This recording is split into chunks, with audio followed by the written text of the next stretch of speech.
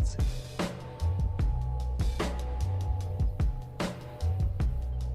И тем не менее музыка каким-то чудом проникает в самую душу.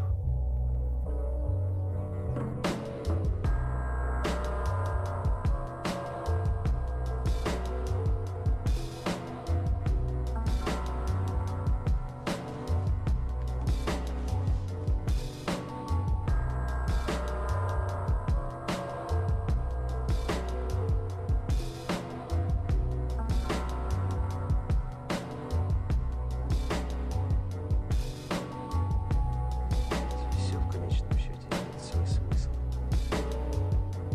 И смысл, и причина.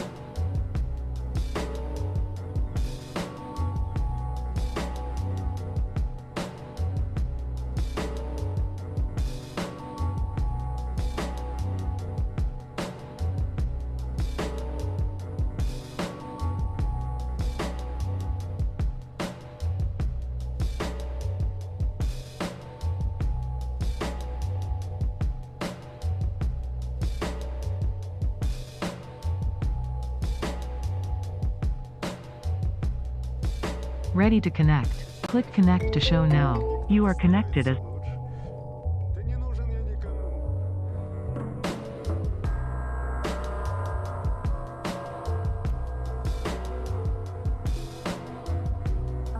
Test, test. Hey, what's up, everybody? You ever call an important place and they finally call you back and you're on hold right before you gotta do something else important? What's up, y'all? Rolling in, thank you, welcome. Разве они готовы к этому? Они ничего не желают знать, они только жрут.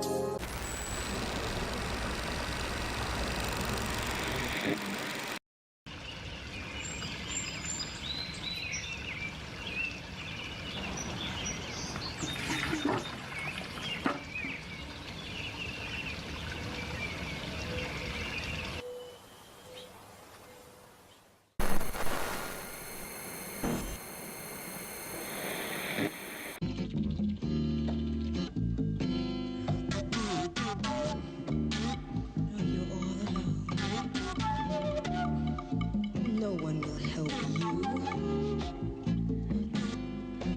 I know you're sad. There's no hope. There's no hope. There might be someone who can help. Look for him. Find.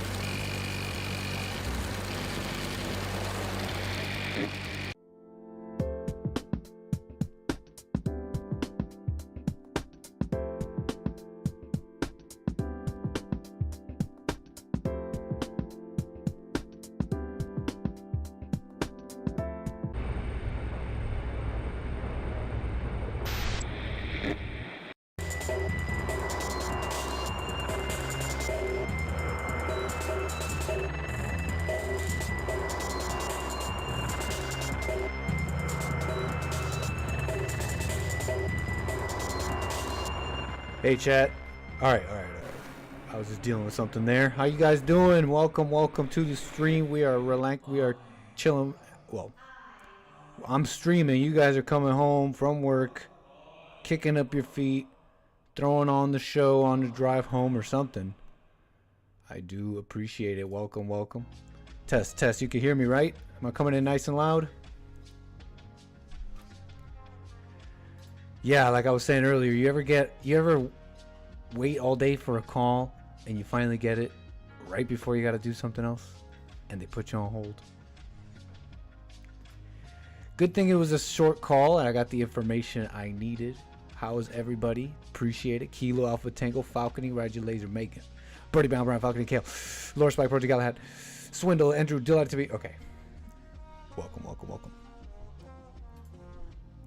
Show a little decorum. Hit the like button on your way in. What are you doing? You just walk in. You take off your shoes. You just like, why? You start taking food. You start eating. You just pour yourself a drink already. You walked in. You don't even say hi. Leave a like. Leave a comment. Maybe you don't like what you're watching. Well, maybe we're not watching anything quite yet. Hey, I'm your host. What's up, y'all? The American Anchor Baby.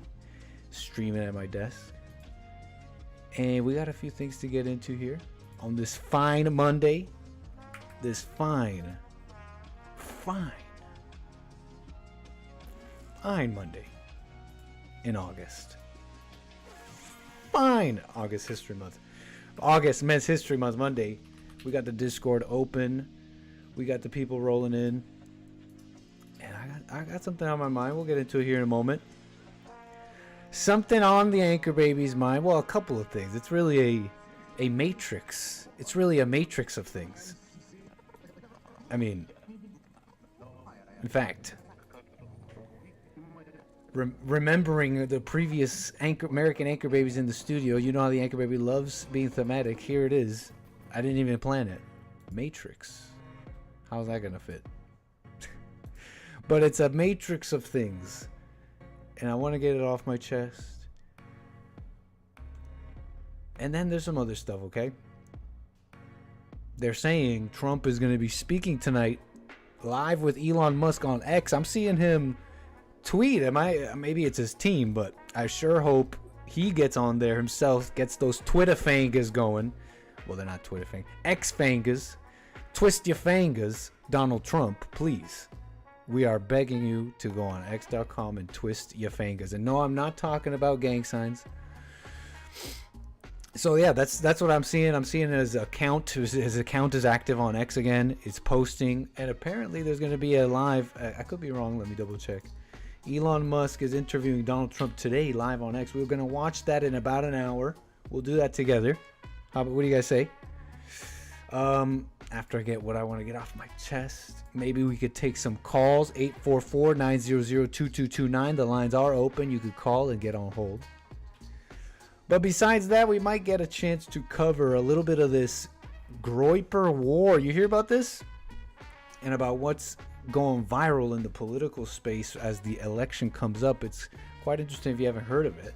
However you feel about these people, they say the Groyper. But not just that, really. That we'll touch on that briefly just to get informed. But other things too. We might even make we might make a little a left turn, a total left turn as we continue on matrices. Possibly. We'll see what we could get into. Okay. AI, Matrix, Susan Wojcicki. How does it all fit? Anchor Baby, tell us. But I do appreciate it. GFD Jim, Batman loves Jesus. Thank you. Thanks for being in the chat and giving us that important message. Who are you is in the chat. We still don't know who that is, but who are you? Thank you. And Carver, we got Birdie Bound Brian. Thank you. Megan. What's up, everybody? Hard Monday today. Was it a hard Monday or what? Ain't no hard Mondays. Come on. It's just another day, another week at work. No sweat, right? No skin. What? We don't feel any way about it. It's men in the chat. Santino, Terry Strange with a glizzy. Hot dogs in the chat. Hot dogs in the chat, please, folks. Hot dogs in the chats. Anchor Babies in the chats for that generous kickoff there, Terry Strange. I do appreciate it. Welcome to the stream. I was just telling, hey, Tar Baby Yoda, Lord Spike Protein. I was just telling the folks a little bit about what's on the docket, what's on the matrix of things that I want to express. And the matrices within the AIs. What are they expressing? So many codes. And 844-900-2229 if you want to talk to the Anchor Baby. 844-900-BABY. But what can I say? We're just letting everybody come into the stream. And I am confirming this. Trump returns to X, posting a flurry of messages ahead of interview with Elon Musk, which will be, I hope, today. Hold on. Donald Trump. They say he's renting and raving. I'm not renting and raving. Donald Trump is returning to X for a live interview with the platform's owner, Elon Musk. Very nice. And I believe we're gonna watch that. Okay, 8 p.m. Eastern time. So in about less than an hour. What do you guys say? Let's catch it. Why not? I mean, I know Joel reminded me the last week. And I don't know if I was gonna cover it, but since we're here, we'll see what happens. Okay, we'll take it as it comes. Speaking of Joel, anybody catch Punchy TV over on Punchy TV YouTube channel? I'm also streaming on Punchy.tv, by the way. But anybody catch Punchy TV? Fun little episode. Fun little episode with the experts talking about Amber Rose. Everybody in the chat was saying there was W's for the Anchor Baby. There was a little poll. You guys said I won. And I won that. But yeah, I won. Yeah. I'm such a winner. I'm right. But it's interesting about that. It's like, did you guys miss the lesson? Yeah, I was right. Yeah, of course I was right. Of course. Yeah. They don't know what my heart. They don't know what my heart was saying. How are you gonna judge me and know what my heart was saying? But you guys missed the lesson. The lesson. How people get so messed up. The judgments they go through, and who does it come from? Oh, it's the atheists. Oh, it's all these people. Whoever likes talking about them. Nope. It's the Christians. It's your own family. It's your closest friends.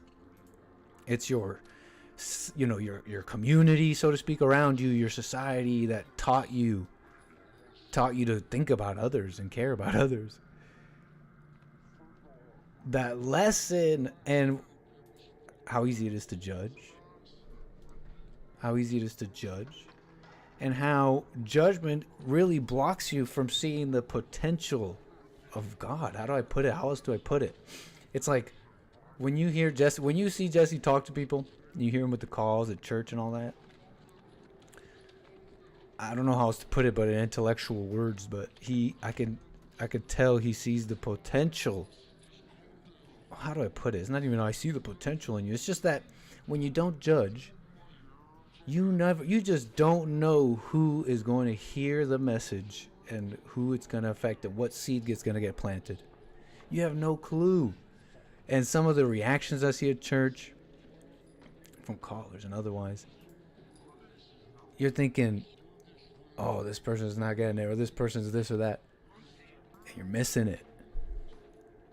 So awesome. Punchy TV, I definitely learned it was nice. Okay, I am streaming on Punchy.tv. And speaking of all these lessons and all that, I mean, allow me to. Don't ruin it, Nick. What are you talking about? But Nick annihilates Joel, an amazing speech.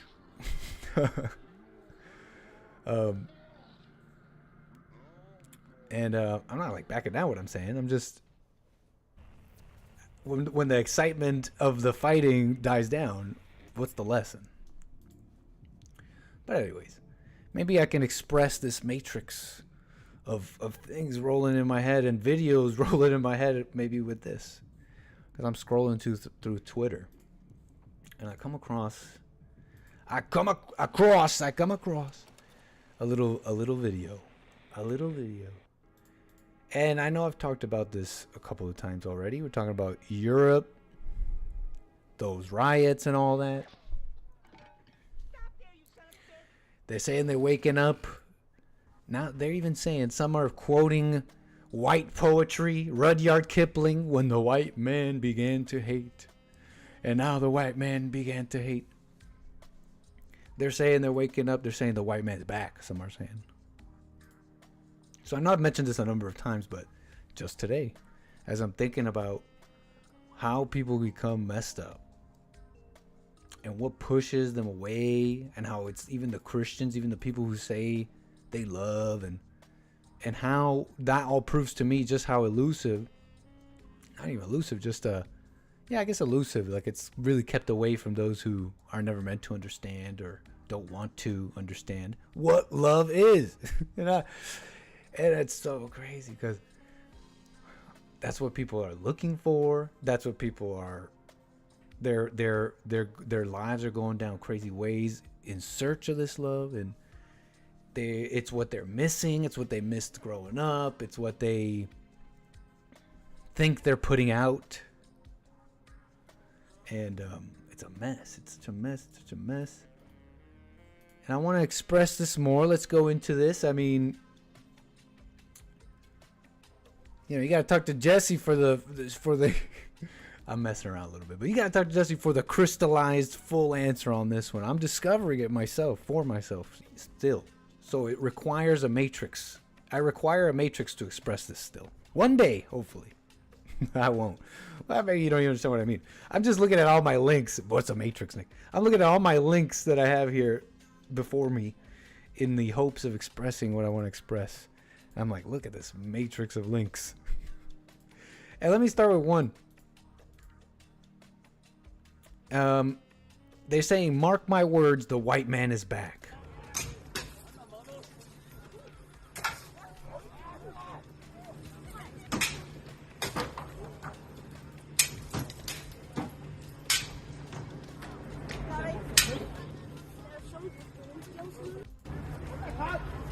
The white man, what do you say? What do you guys think?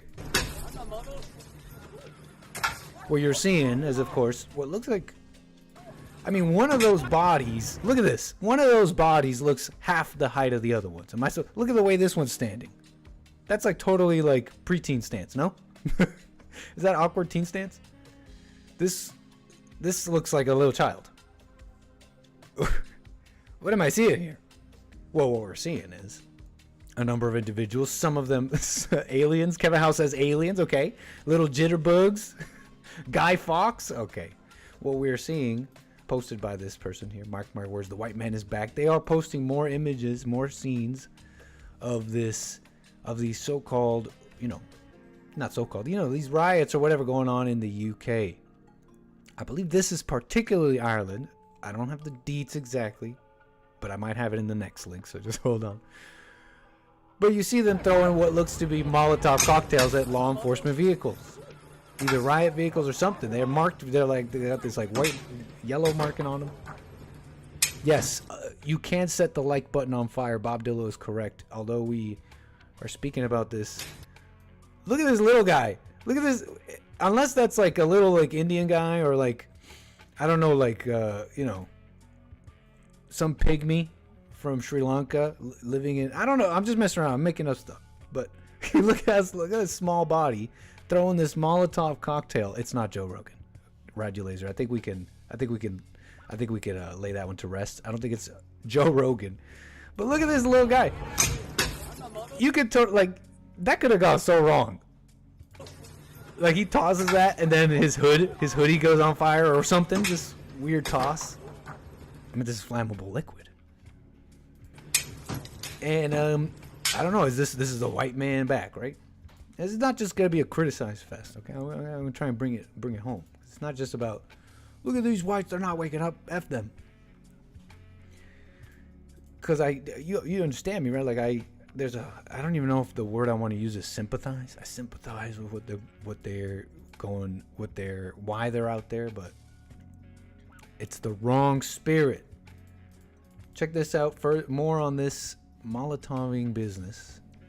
According to this person, 9mm SMG, they're saying this is Ireland. And those vehicles kind of remind me of that last video, but I have no news report on this.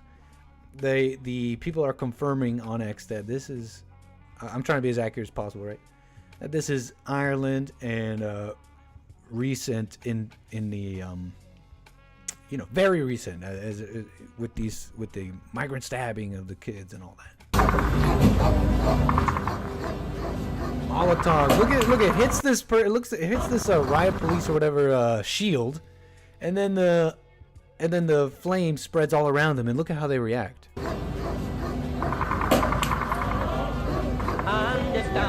What the? They must be wearing some pretty tough clothing or something. I think I would have broken formation at this point. It feels like they're standing in it. Yeah, it's getting a little hot here. Sir, you think we can move the formation back? Yeah, my feetsies are hot.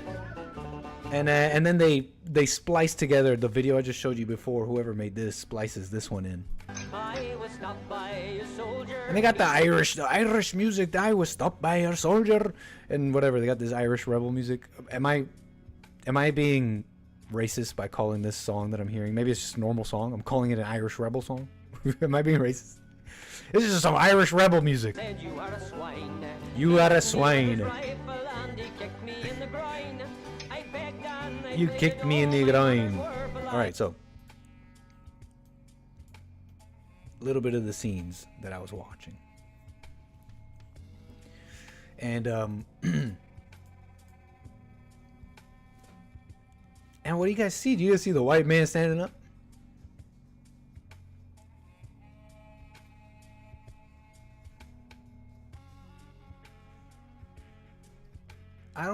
I've said this before. I don't know if I particularly see that.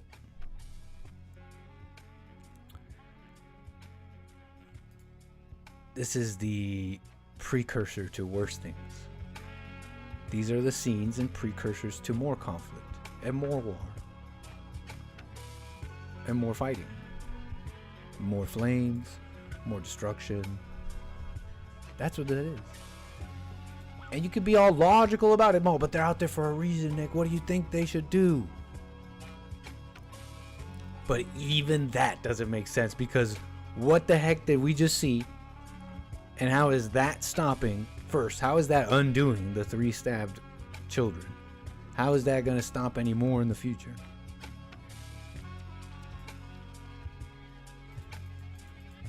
Oh, well, if they all stand up, it might happen. Okay, so all you have for me is half-truths, maybes, and emotion. Well, I got some maybes for you too. I got some pretty definites for you, actually. Those people are going to jail, if not them others. More people will get mad. More stabbings will happen. The immigration is not stopping. So let's say you're mad at me. Let's say you're mad at me. You're like, well, Nick's just telling me to accept it. Okay, let's say that's what you think I'm saying. What do you think? What do you think you're doing? What do you think you're fixing? And don't tell me this is an American Revolution, Kale. Don't tell me this is an American Revolution now. And I have a point for you. Maybe it's not a point. Maybe this is just the Anchor Baby talk. You could call the Anchor Baby 844-900-2229. But I got something for you, because people say, well, how do you keep a world decent? How do you keep a society decent? How do you keep your neighborhood decent? You know, people used to go around. I think this is what people really think. And I realized there's something. I think I zeroed in on a thought, one of these false thought patterns that go around like a virus. Men used to handle their communities and used to, keep it decent by force. All right, we'll get to that in a second.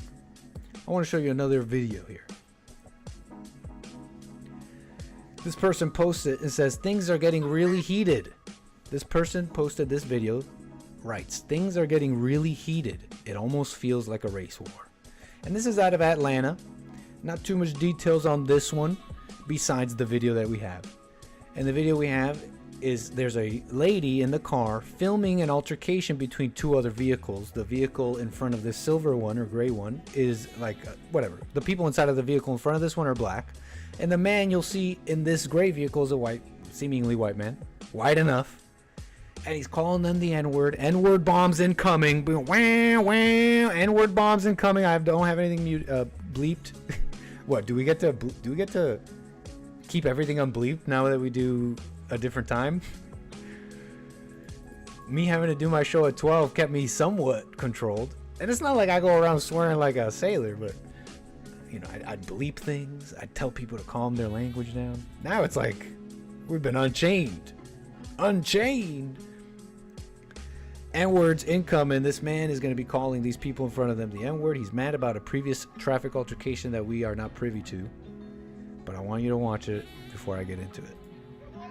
You're a fucking filthy nigger, bitch! Fuck you talking about?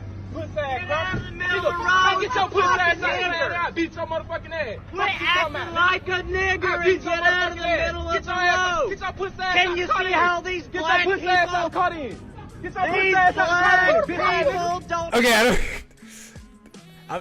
I do not condone this at all, but that one part is hilarious. Do you see the way he turns to the woman? I mean, I'll let it play. I know I stop videos. I do that too much. I'll let it play. I swear.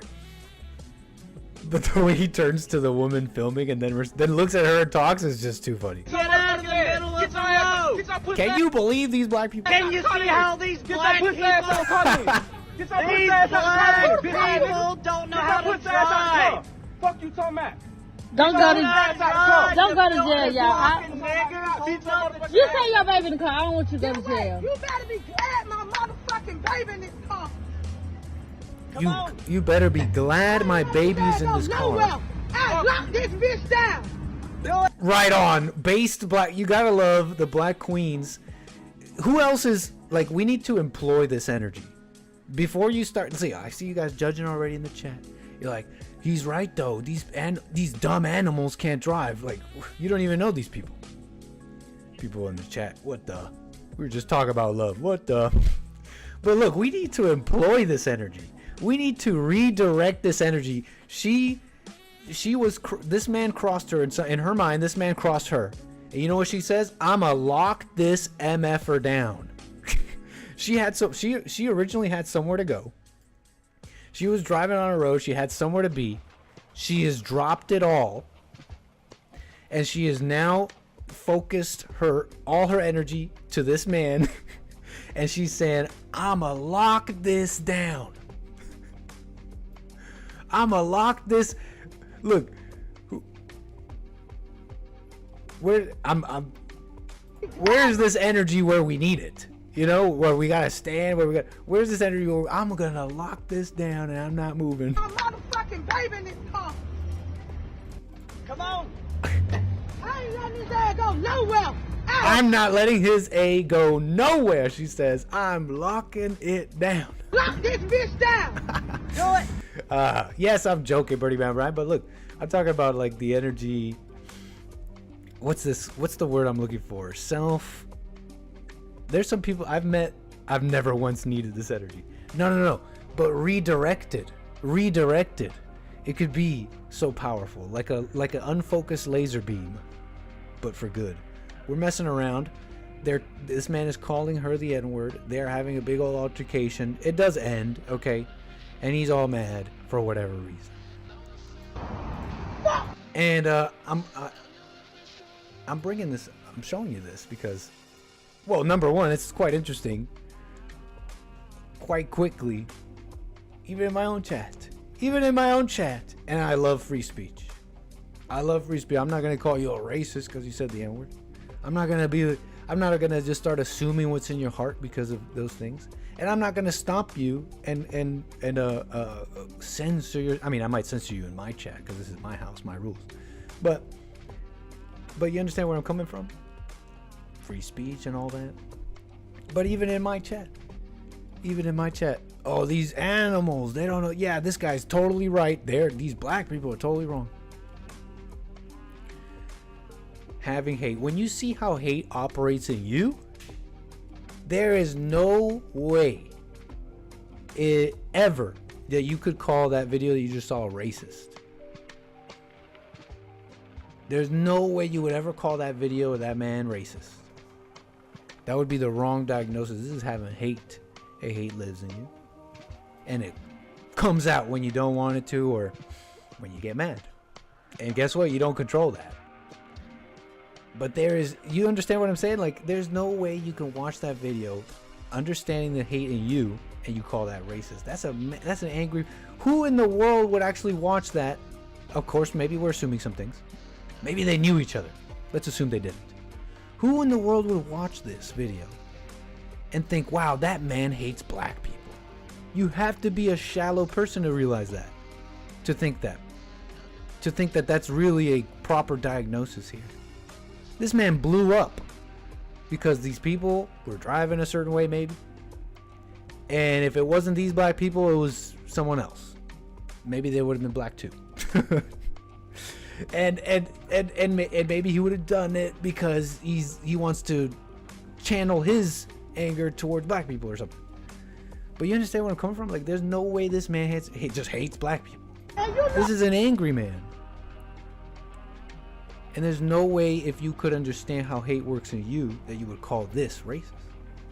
Because that's how you act when someone makes you mad. Doesn't matter the color. Let's be real.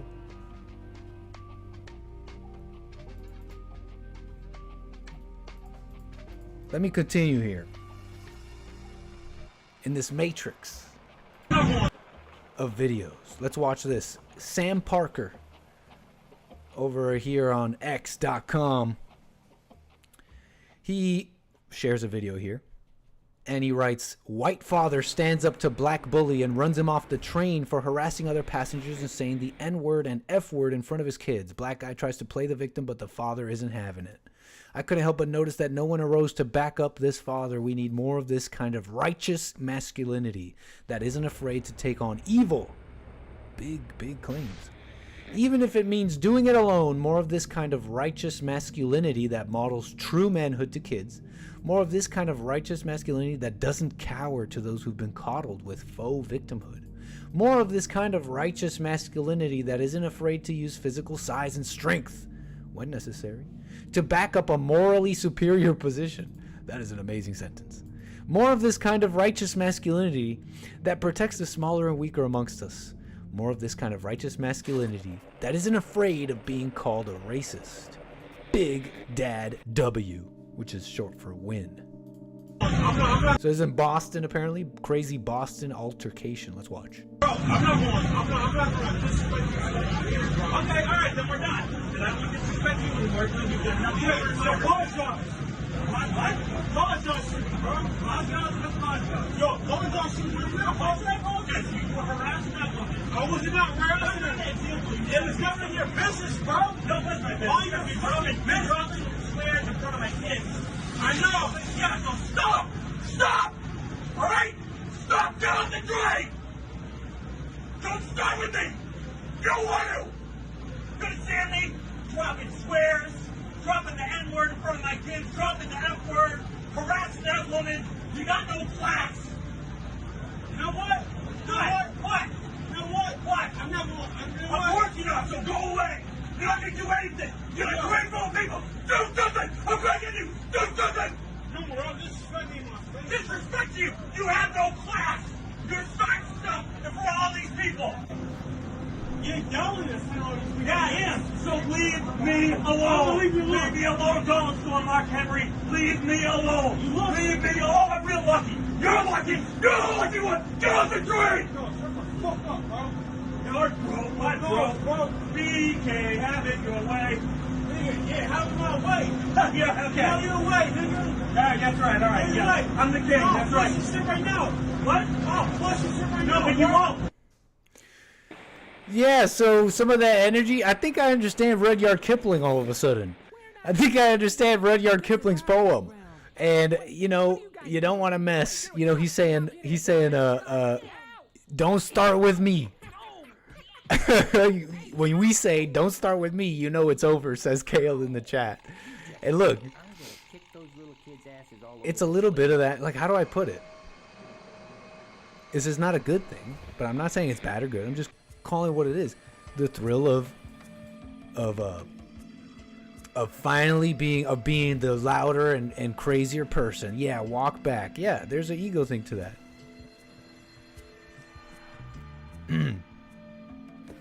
But what was it? Where was I? Crazy Boston altercation. Look, we don't know what happened before that. We don't know what happened before this. We really don't know. And so let's not. Here's what I'm not gonna do. I'm not gonna try and extrapolate too much and say what was gonna happen, what happened before, why this man was yelling at this man, because he may even be right. But look, who said it in my chat? Someone said it. He may be right, but he mad. Don't you know that you lose when you're mad? Now, continue on the nitpicking. Maybe he's not even mad. He's just yelling. Fine. But that's not even the point. That's not. Look, I don't even want to comment too much on this because we don't know. Just take this in though. Just take this in though.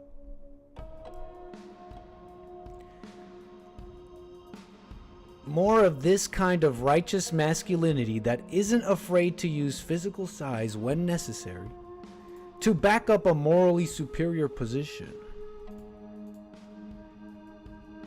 How do I put this? It's just the backing up of a moral position doesn't require you to do this. Again, we don't know what happened before that. Didn't seem like anybody else in the train was too incensed by him. Like, oh man, you really should leave her alone. Just this guy. And he's yelling in his face. He's lucky, honestly, like, maybe you see no problem with what he said. But if do you think this is like a tough guy? You think this is like a tough guy? He's lucky he picked the guy to yell at. The guy he yelled at didn't want to fight him. Honestly. Straight up. He's there with his kids. In his flip-flops. He's lucky the guy he picked to yell at that day. He's lucky that because I'm sure it's not the first guy he's seen act crazy on the train. Let's be real. He's lucky that guy he picked to stand up and show his children, show his kids the right, show his kids the right thing. He's lucky he didn't want to fight. He's lucky he's like a what? Fat, possibly got some sugar in his tank. I don't know. I don't know. Whatever. He wants to back up a morally superior position. But anyways, look.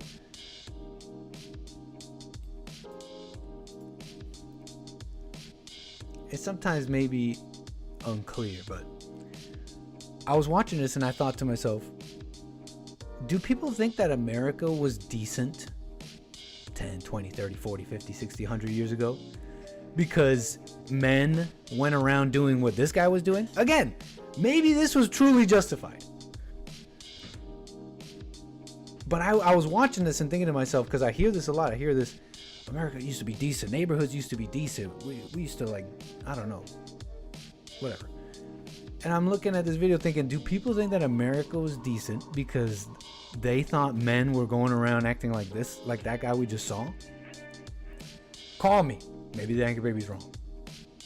But I gotta say, I think no. I bet you no. I bet you it was because people were decent. That was the secret. And here's the funny thing about that even. When you really think about it, America was never really decent. Like, what I mean by that is that it's had its times. It has its ups and downs. Different neighborhoods and different communities have had its ups and downs. The ghettos from yesterday are $1 million home neighborhoods of today, in some cases. And so it was never really decent, but at least the people, in some respects and in some areas, were. To go around, you see the point there? It's like, I think that's what people think. They think that neighborhoods were decent because people were like that. Anyways, that's kind of my that's what I was thinking when I saw that particular video. The point stands overarching here, you know? The point stands in an overarching sense here. And it's just that there's so many things that should not be happening. There's so many things that should never, ever, ever, that should not happen in your life, your individual life. For taking things personal. That should literally never, ever happen. If it does, you got to examine what is wrong with you. Getting mad is something that should never, ever, ever happen. And I can prove it. Tell me something. Go ahead. Type something in the chat you think you think you could get mad at. I'll prove it. I'll prove it to you that there's no reason to. I will prove it to you. I dare you to tell me something that you are allowed to get mad at. Guilt is something you should never be going through. You don't have any time for guilt. You don't have time for guilt. Okay? You literally don't have time for that. Oh, I push people away. Even people listening to Jesse. Jesse, I push people away with my hell. I push people with my hell, and I know it's not me. And I'm doing the silent prayer, but look, at people don't like me because I just, I'm still working on myself, and sometimes I lash out, I crash out. You don't have time for that. You literally don't have time for that. You're caring about something fake. If people judge you for that in the first place, they're blind people. And besides that, you don't have any other option but to ignore that, let go of this desire to be liked in that way, and live right. You have no time and no other options. You don't have the time for that, and you don't have any other option. Or you could keep actually trying to get people to love you. You can get people to like you. You keep trying to make up for your mistakes, make up for whatever thought you believed in. Maybe you can make up for this or that. No, you don't have time for that. You don't have any option. But whatever, you can do what you want. You see the overarching point? Okay, we could nitpick. We could discuss that third video. White father stands up on what you guys think. But yeah, I don't know. From the only thing I saw, if we're gonna just from just what I saw, I don't see the positive spirit, but maybe I'm judging. What else would I want to say about this real quick before we move the wheels here, as we do have other topics and this Elon Musk Trump interview coming up. So true, Lin Yan Chin. Man, Lin Yan Chin says just raise your power level. That's all you can do. Hit the gravity chamber. That is a giant spinning room under bond. You gotta, there's two things that are required of you to understand, Lin Yan Chin there. Well, number one, you gotta be working on yourself. You have to be awake. I know, it's a big ask, but you gotta be awake. And you also gotta you also have to watch Dragon Ball Z. But it's so true, Lin Yan Chin. And I wish I knew this a long time ago, that all I have to do is raise my power level. And by that, I mean work on myself. On the little things, the big things, the physical things, the spiritual things, all the things. Work on, right? All the things that you're, Jesse was saying earlier, so crazy. He's saying how parents don't prepare anyone. And he knows so many old men that are not prepared for life, and they stay that way. And I'm thinking about what he said this morning. And I'm like, yeah, it's so true. And on the other hand, parents try and teach all these big things. They try and teach love and honesty, morality. They try and teach all the big things. And they're not even telling you, they're not even showing you by example how to, deal with stress. Deal with, build your life up financially, taxes, business. Don't you know that all these things are the stepping stones to developing your life? Your life is developed. It's not something you make. It's not something you create. It's something that's like a seed. It's a seed that gets planted, and if it grows into a flower, into a plant that you don't even know what it's going to grow into. It's an unidentified seed.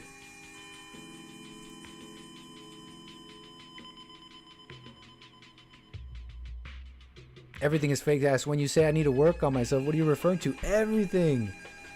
I used to think I used to think so many various things that I needed to do and become.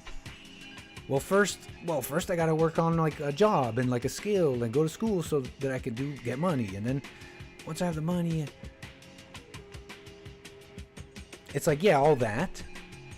And then let's say the people who were unable to get those things. Well, why? Usually it's character flaws, emotional issues, right? You can work on those things. Oh, I have no clue what you mean over there. Everything is fake is saying no, specifically what quote unquote, are you referring to? Not to be pedantic. I don't know. When I'm saying I'm just kind of speaking with you guys normal. I'm just talking normal. And internally, I may have like an awareness of certain things and things I've learned and heard. Don't you worry about that. You can ask me about it. But don't worry too much about what I'm doing there inside. I'm just communicating with you guys because I really don't know. I'm really thinking about it too, man. Appreciate the question. Parents, where was I? Jesse, he was saying earlier how you could spend a whole lifetime not living your life. So that's what made me think about the seed. I guess the unidentified seed. You don't know what it's gonna grow into. But that's kind of how life is. It could just grow. What else about this? The fact that people can't take care of themselves is proof. Mothers hate their children. No love in the homes. There's no love in the homes. No loves in the homes, people. Isn't that fascinating? There's literally no loves in the homes. It's so interesting.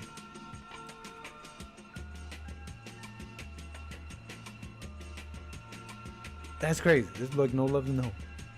I mean, stuff like this gets millions of views. Search up "no one likes me" on TikTok, and you get like millions of views on some of these videos of just people sitting in front of a camera, crying, and going like, It's just like so hard. But you gotta understand the major views this type of stuff gets. You can look at this and be like, "Oh, it's so fake. You're so dumb. No one likes you." I bet you if I met you, got to know you, I would know why no one likes you, and that's probably true. But I'm commenting on how popular this content is. So it's not just this girl that's crazy and evil, but it's like all of us. It's like all of us. So the question, why is the country so evil? Why are people so not decent? Why are these blacks are so evil? Why are these people not decent? Why is the quality of life going down? Yeah, sure, DEI and all that, but it's the DEI in our own souls. I don't know what I'm saying with that, but you understand it's all across. It's all across. Okay, I'm rambling at this point. What else did I want to say about this? What else about this? Yeah, but look, that's what's on my mind a little bit. I got some more news for you and stuff, and we should check out what's going on with X. But before we do that, I have Terry on the line. Hey. Thank you so much for your call, Terry. You're calling out of Ohio? Hell no. I forget where you're calling I'm from. calling out Oregon. That's right. Welcome to the show, Oregon, Terry. Appreciate it. One of the other O states. Thanks for taking my call. Yeah. Well, I guess I wanted to comment on that video you just showed of the white dad yelling at that black guy on the train. Oh, yeah. Oh, no. Righteous dad anger? I guess. I don't know. I didn't think it was very righteous. Can you hear my cat? He's... Ugh. Barely. Get started. Oh, yeah, there he goes. He or she? He. Cute. I'm very, very allergic. Sorry. Okay. Well, I'll try to, keep him away from the phone. Thank you. Yeah, that was, I don't know. Watching it, I didn't think it was that great, to be honest. And I just kind of tried to imagine myself being on that train, watching that go down. and how I would feel. And I think, yeah, it didn't, I don't know, the person who posted it was praising it. And I thought, you know, our standards have really slipped if this is, you know, some kind of expression of strength and masculinity, and he's just losing it. And even in the like video, like the black guy that he's yelling at seems to be a lot more calm and collected, and he's just like I think he's raging and vicious. No, maybe, but he's like the black guy not was just like, responding. he's just like, whoa, this guy's crazier than me. I don't know how to handle that. Yeah, but I don't know what he did, so I don't know like why the guy was so ticked. Right. Can you think of one? Can you think of like? Sorry to cut you off. Were you about to say something? I was just going to ask you if you could think of one in the realm of possibilities. We're going into speculation territory, but could you think? Can you make up a scenario in your mind where what happened before that video, that moment, that would justify this? That would have you going, oh, okay, yeah, I'm totally on his side. No, not really. Yeah, that's a sincere question. I'm trying to think of one actually. I'm not just. Yeah, I'm kind of like, I don't think, you know, other people acting badly is not an excuse for you to act badly. I mean, I don't know if the guy was, because it just didn't seem like there was, I don't know if the guy was a threat to him in any way or a perceived threat. If the guy threatened him, maybe that's why, maybe I could see a guy getting all like puffed up like that. But it just seemed, I don't know. And it's just, yeah, without the full context, it seems weird to praise something like that. Well, when you put it like that, if when you put it like that, let's say he was being threatened and harassed in like a serious way, then his yelling was actually quite effective. And it made someone back down with no physical altercation and just yell, because that works sometimes. Yelling louder, being the crazy person, it made him back down. When you put it like that. But I agree, I agree, Terry. For me, it was Sam Parker's tweet about it and the response on it, because I don't know what happened before that. But Sam Parker saying, yeah, more of this righteous, all the words he uses, what really got me, saying it was righteous masculinity that doesn't cower and backs up a morally superior position and all that. I mean, that just sounds like, again, more speculation, because you don't know what happened between these two. And like, maybe that guy was acting badly. Maybe he was like being inappropriate. I mean, I've been in those situations where somebody's being impolite, inconsiderate when there's ladies or small children around. They're not considerate. Or, I've been in situations in big cities on public transit with like Black people acting crazy, and it just doesn't seem like the right response. I don't know. Fair enough. Maybe I just want to put my 2 cents in. Like, thank you for that. I would feel scared if I saw it was on the, train and that was going down. I wouldn't feel protected as a woman. I'd be worried, Like it's about that's fair. I would walk away. Like, let's say he even defended me. I'd be like thankful, but then it's like yelling, it's getting crazier. I'd be like, okay, this is about to go off. Whatever this man saved me from might turn into what might hurt me again. So I'm out. Right. It's just, it gets to a certain point when people are freaking out. He's like foaming at the mouth, and I just think there's a way to respond that is masculine. Masculinity isn't emotional. Okay. You know what I mean? That I do, and I really like that you said that. It's important. I'm realizing more why I had an initial apprehension on speaking too much on that man, and I'm realizing why now, because essentially, how do I put it? We don't really, when it comes to an altercation, especially if it's violent, physical, sudden, there's no way to put a this is how you respond to things type tag on that is kind of dangerous. It's kind of dangerous. The truth is, when it comes to fighting a war, that and way more is allowed. That and way more is allowed. And if that's what you got to do to defend Yeah. yourself, then so be it. So I'm realizing the apprehension too. Why I'm because now it comes down to now you know how a man was supposed to respond in that situation, and we don't know. To be fair, That's true. That's true. But I still think, you know, it just, I don't know. It wouldn't be a situation I'd want to be around, and I don't know. It didn't seem like the guy was a threat to him, yeah. you know, physically. And I don't know. I just don't No, like I get what you're putting down.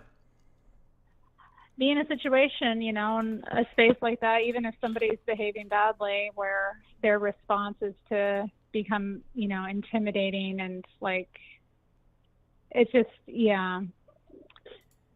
Very nice. He said the guy had no class, but I don't think he responded with class either. I'm That glad was you the thing reminded that me of that part. stuck out Yeah, to me. I cut Yeah, you that, off. but I was like, you have no class. I was like, well, dude, you don't really have much either. Like, come on. Like, is this how somebody of class and distinction handles themselves? Yeah, true. They'd probably just like, I'm glad you reminded me of that part. Yeah, that was an interesting part. And I also thought it was interesting when he was like, just leave me alone. Just leave me. I wonder if he was talking for more than just himself. If there was a bit of a avatar. If he was the voice of many at that point, but I don't know. I have no idea. Yeah, maybe it's not good to even conject too much about this. And Yes. Terry, But, is yeah, there something else you want to say given quickly? my I'm trying to. I don't mean to rush you off, but it looks like this Elon stuff is No, starting. you got to get on that Trump interview. Yeah, get me off of here. Have a good day. Terry, call me again. Bye. All right, 844-900-2229. If you want to wait on hold, I'm going to try and get to you here. But we're doing this live. We're going to see what's going on with this Trump space possibly. And I'll see if I can get calls. It looks like it's not working for people though. Look, I'm getting major issues. This happened. I was worried about this a little bit. Do you remember when who the heck was that mother freaking name? Ron DeSantis. Remember this freaking guy? We love Ron DeSantis, right? No problem. Okay, no. Remember? Okay, it's like easy to forget, huh? With the news cycle and how they memory hole everything. They literally tried to do Trump without Trump. They literally tried to hoodwink us like that. Like, oh, you guys love Trump? Well, what if we just... Hey, it's still the same thing, right? You guys still like it? They literally try to do that. Remember that? They literally try to hoodwink us and go like, well, what if we gave you everything you wanted, but, you know, with our guy? And didn't Ron DeSantis do his first Twitter space, first presidential candidate to do a Twitter space or something like that with Elon Musk on Twitter? You remember that? Elon Musk. And now it looks like they're having issues over here on X.com trying to do this, which already has 6.2 million likes. And people all over Twitter right now are tweeting. They're saying it's not working for them. We're glitching, Elon. We're glitching. This is Ron DeSantis all over again. And remember, it was bad for Ron DeSantis because it was so unprofessional. It looked bad. It was just bad execution. Left a bad taste in everyone's mouth. And now it's like looking like a repeat of that. It's looking like a repeat of that. And I remember someone saying back then when Ron DeSantis did it, back when Ron DeSantis did it, I remember someone saying that Trump would never do something like this because he's like, he cares about that look. He cares about doing it right. He cares about that first impression. He knows how important that is, being in media, being in TV for so many years, business. He knows about that. And so, yeah, I'm hoping this works. Let's see. Come on. Trump, Elon Musk. What a mess. What the? Elon Musk. Figure it out. Figure it out, bud. Help me remember, folks. Do you remember when Elon Musk did that with Ron DeSantis? Was he like all in with DeSantis? Because suddenly, I didn't even think about this before just now. All of a sudden, my spidey senses are going off, and I'm just messing around. I don't really put people in lists like that. Oh, you're good, you're bad. That's ridiculous. But Elon was Elon stumping for DeSantis, and all of a sudden he's flipping. Like, what's going on here? Hey, whatever. Let's check here. Come on, Twitter, figure it out. Trump, Elon Musk. Oh, connecting. We are connecting. Figure it out, bud. Time to figure it out.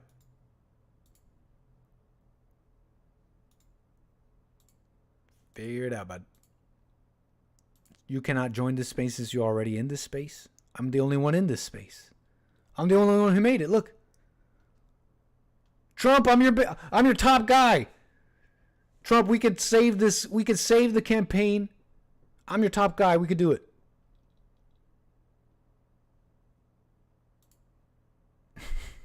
Should we work on our slave plantation while we figure this out? Who was there? Who was there when we started day one of episode 1 of Jesse's slave plantation?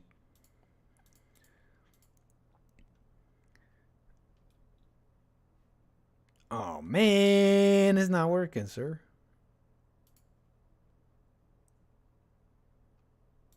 Darn. Look, we broke into... For some reason, people are having problems getting into the space. Me either. Not working. Libs of TikTok. Not working for Andy. No. Yeah, we'll see in a moment. We'll see what... Gotta be a mirror of this somewhere, right? CSS element? There's gotta be a mirror. Elon Musk, Trump interview. Come on. Maybe it's a mirrored on one of these news websites, like on ABC. No, it's not. Trump makes X return with Trump interview. Oh, come on.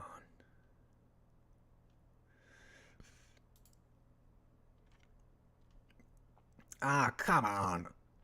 Ah, frig off, Barb. You know, frig off. Chill out. I'll keep an eye on this, okay? I'm gonna try and keep an eye on this. See if we can get it going. We want to hear the president. We would love to hear the president.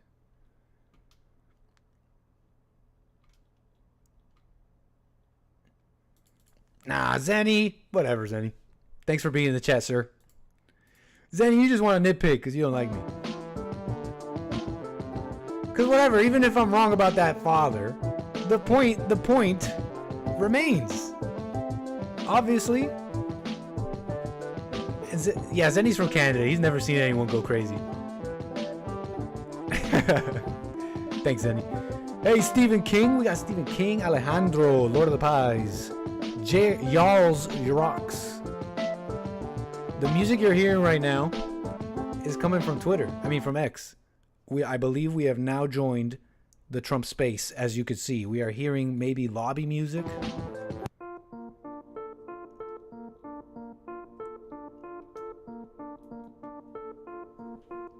All right. Whatever, Amish. Now I know I'm right if you say I'm wrong. Zenny and Amish are... No, I'm joking, Zenny. I didn't mean to put you in the same... I'm joking. Y'all are all in the same boat. Okay, now you're really missing the point, Zenny.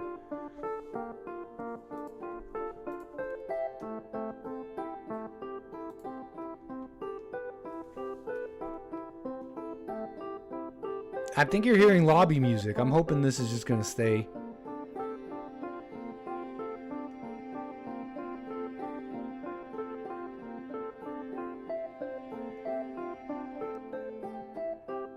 Okay.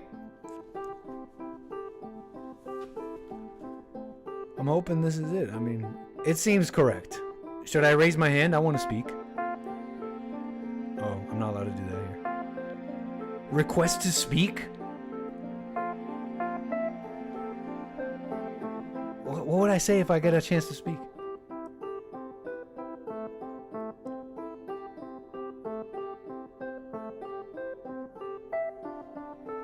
You think so, Zenny? But Zenny, that's not putting the blat. What's his place? What's the blat in his place? What the heck, Zenny? It's good putting the blat in his place.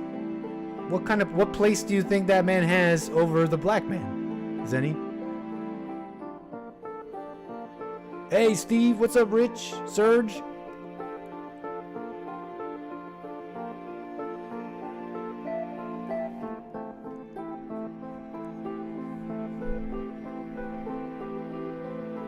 Amazing. You don't think you are in the same place as the black man? You think you're not in the same place as the black man? That's amazing. Who thinks in my chat they're not in the same place as the black man?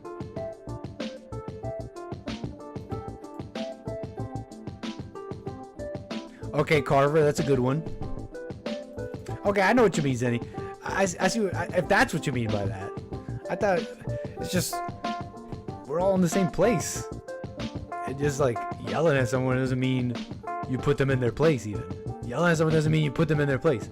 At best, what we saw in that video, at the most any of you can say with what we saw, the most we can say is that man yelled loud enough to make someone go away. Which sometimes you might need to do that.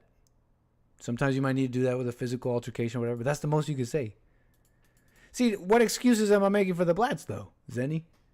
Because not once have I said that that black man is a victim. It's you only think in two shades. You only have two you only think in your mind you only think in two ways, and you think it's right and wrong, but it's not, Zenny. It's like crazy and crazy. In this particular case. Oh, Kale, I'm surprised. You don't think all people are the same? Zenny, Nick wants to think all people are the same. What do you think, Kale? Are you above the black man? What do you think? Let me know, Kale. Do you think you're above the black man?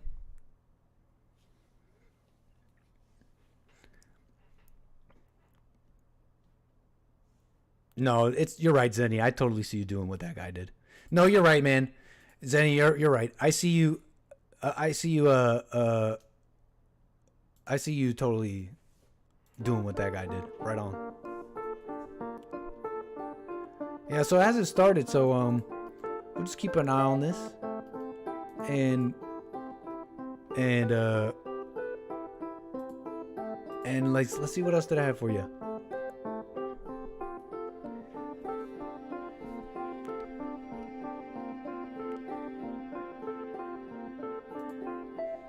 Wow, you guys are superior? I didn't know I had superior people in my chat.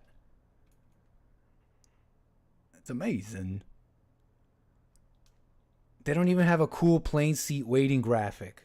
So I did have some other stuff for you. There's no way to keep an eye on this without it like hearing. I have to keep an ear on it.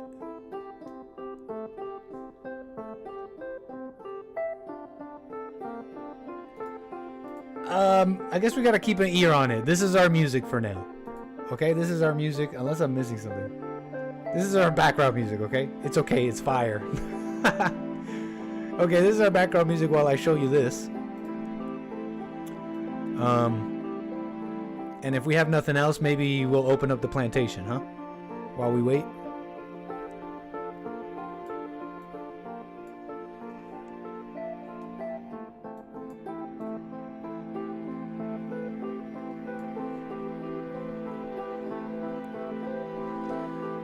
You know what's funny about people who talk tough?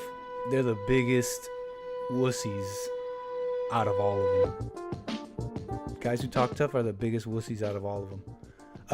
Let's see here. Do we have the info on Trump's ear? It's an important thing. Look, people are talking about it. Can we get Trump's ear? We need the we need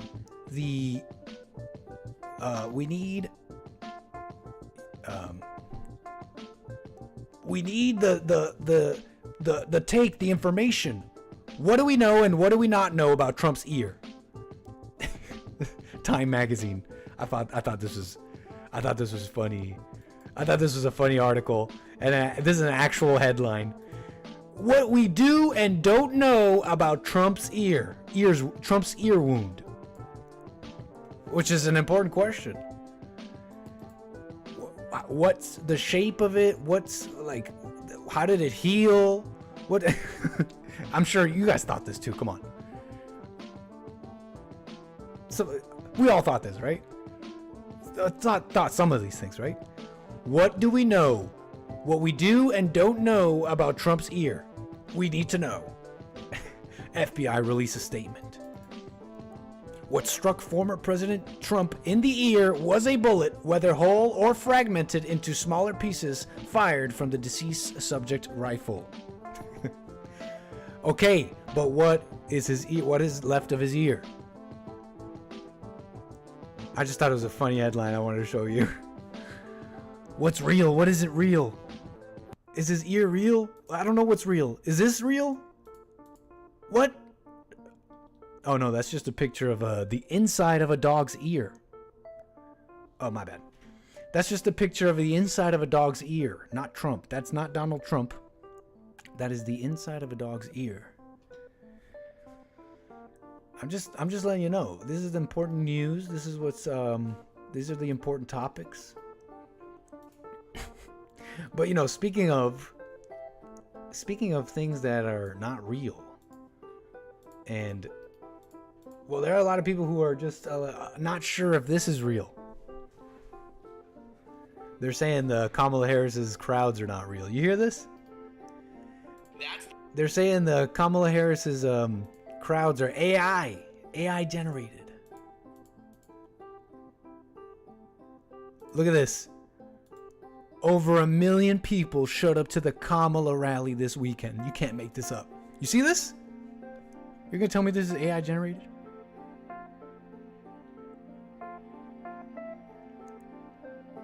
Look at this. 1 million people. All in one picture. Batman Loves Jesus says that's fake. Really? Oh. I'm being sarcastic. This is obviously fake. Look at this flag. The American flag with way too many stars. Look at this. What is this? Not even words. This is not a real picture. But there are pictures going around of this Kamala Harris rally. And everyone's saying they are AI generated. They're saying these pictures are AI generated.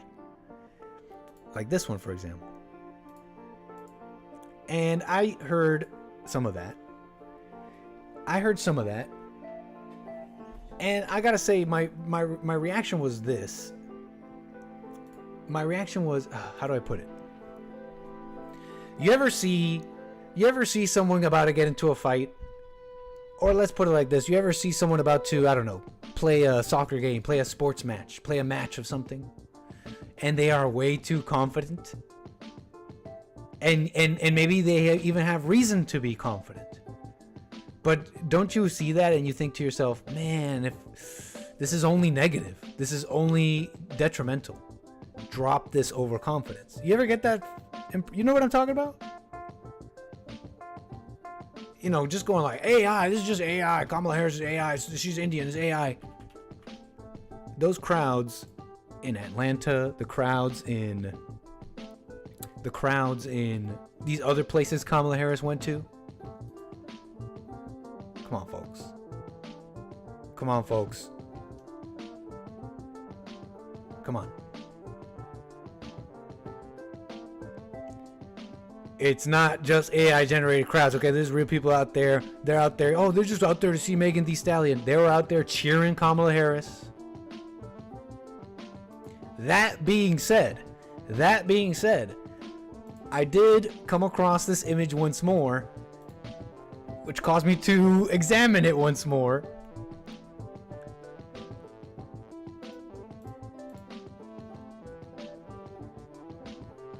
It's a funky image. It's a funky image, okay? The boomers might be right on this one. They're wrong in the hubris. They're wrong in the hubris. But on this particular image of this particular rally, which I believe, I forget where this was. The boomers might have picked this one out correctly. Look, it's hard to see it in this one. I'll show you a video. Every single person here has outer glow, and not only outer glow on one side, they have it on two sides. This is quite significant in editing or stable diffusion and things like that. Stable diffusion being one of the ways to generate a lot of these images. And it has this like glow effect, not on just the sun, but it's like everywhere, and it's like on each person. The left is done for. Look, I'm not peddling in the hubris of the boomers, going like it's just AI. But actually, this one might be AI, folks. And I heard a good question about this one. The crowd that Kamala Harris and Governor Tim Where are all the you see all these people filming this event? Where the heck, if this event happened, and it may very well have happened, don't get me wrong, or they filtered the photo after to make it show up clear. Damn, Carver. Okay, some common sense in the chat. But I was just noticing funny things about this one. There's funny things about this one, okay? The point stands. The anchor baby can say individually interesting things, okay? But anyways, the hubris, please. It's a lot closer than people think. It's a lot closer than people think, and shenanigans and other things. But I mean, is this Trump space supposed to be going already? Am I missing something? Hold on, before I move on to the next AI thing. Before I move on to the next AI thing, let's make sure that I'm not missing something here.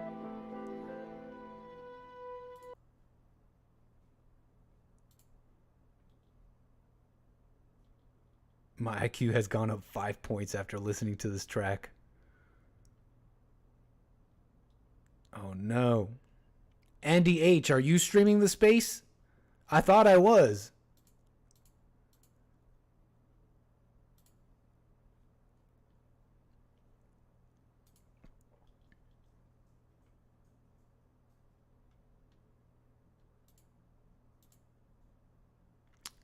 Trying to join the space is being DDoSed. I'm trying to join the space again. Please let Elon know we can't join 11 minutes ago. X is basically down. Elon Musk, this is an absolute freaking mess. Elon Musk, this is an absolute freaking mess. This is Donald J. Trump. You should have done it on TV. Buy a camera. Elon Musk, buy a camera. Take your phone out and stream it.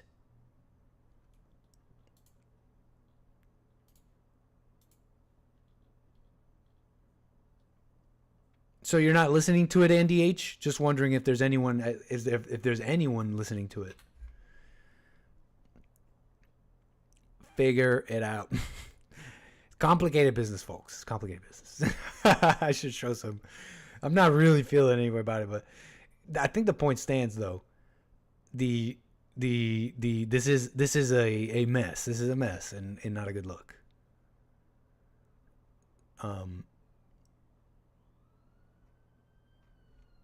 We are trying our best here. Let's go to Elon Musk's page. We tested the system with 8 million concurrent listeners earlier today. Elon Musk is posting, there seems to be a massive DDoS attack on X, working on shutting it down. Worst case, we will proceed with a smaller number of live listeners and post the conversation later. Lord.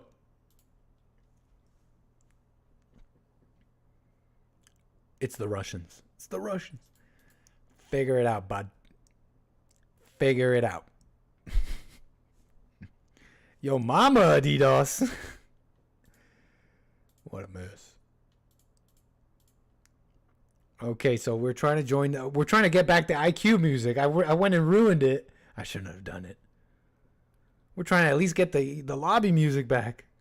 No, what have I done? I was there, boys, girls. I was literally there. How did I do it? How did I finagle the system? I somehow finagled the system and got myself in there. And we were hearing the lobby, what may have been lobby music.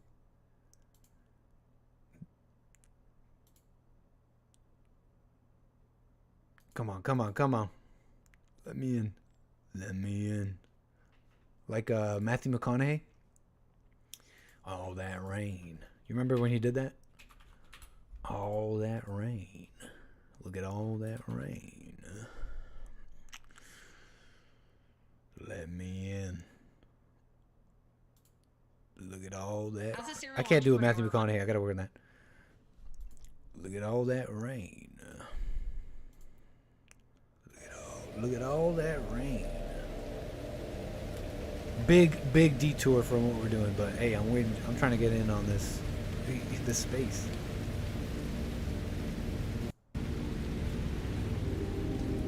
This played in my mind for at least a year.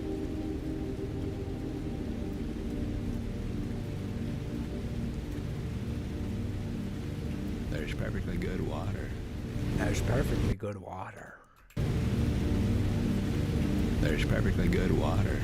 Perfectly good water. Falling from the sky. This is how I feel right now, waiting for the Twitter space.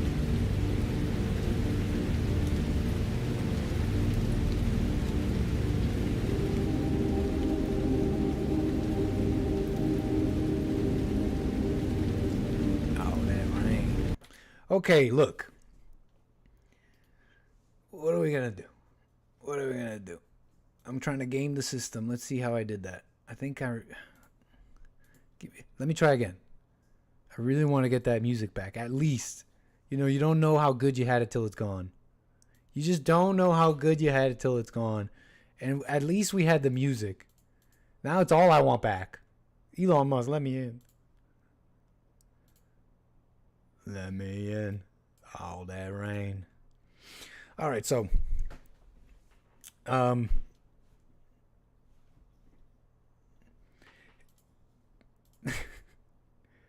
come on, Zeddy. Hey, let me show you guys how I look like when I'm in control. Ah! That's me in control.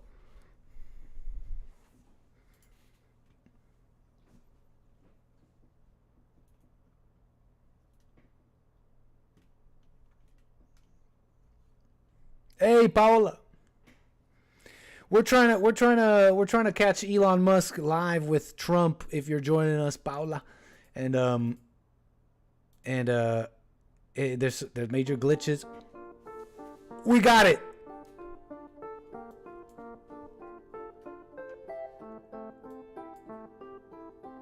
This is all I wanted. We're back, baby.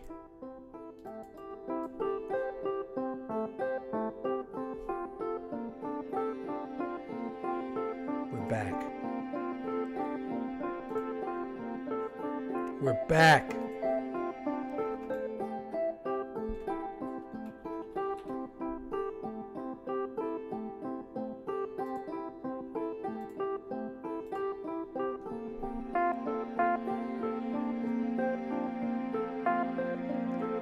Let your mind expand.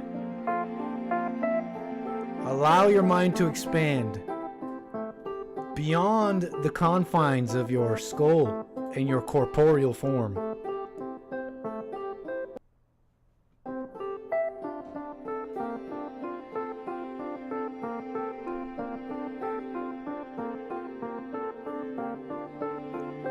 It's not working for me, guys.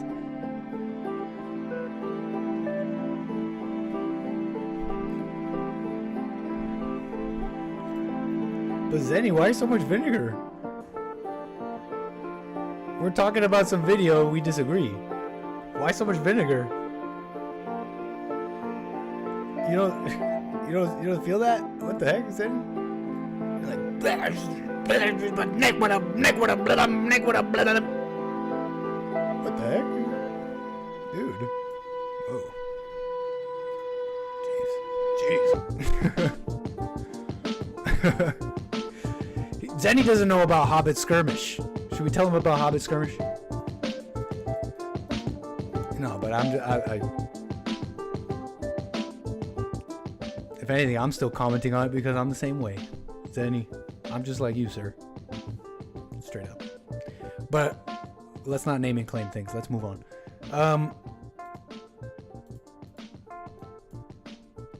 Appreciate the coffees. Thank you so much. Kaya, I believe this was from the other day, and I hope I said this.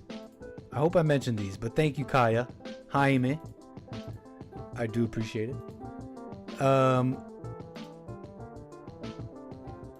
Let's check rumble.com/American Anchor, baby. I am live there. Thank you very much. Punchy.tv. Hey, folks. Donald Trump Jr. here. Thanks, Don Jr. And dlive.tv/Gorgonzola. Thank you so much.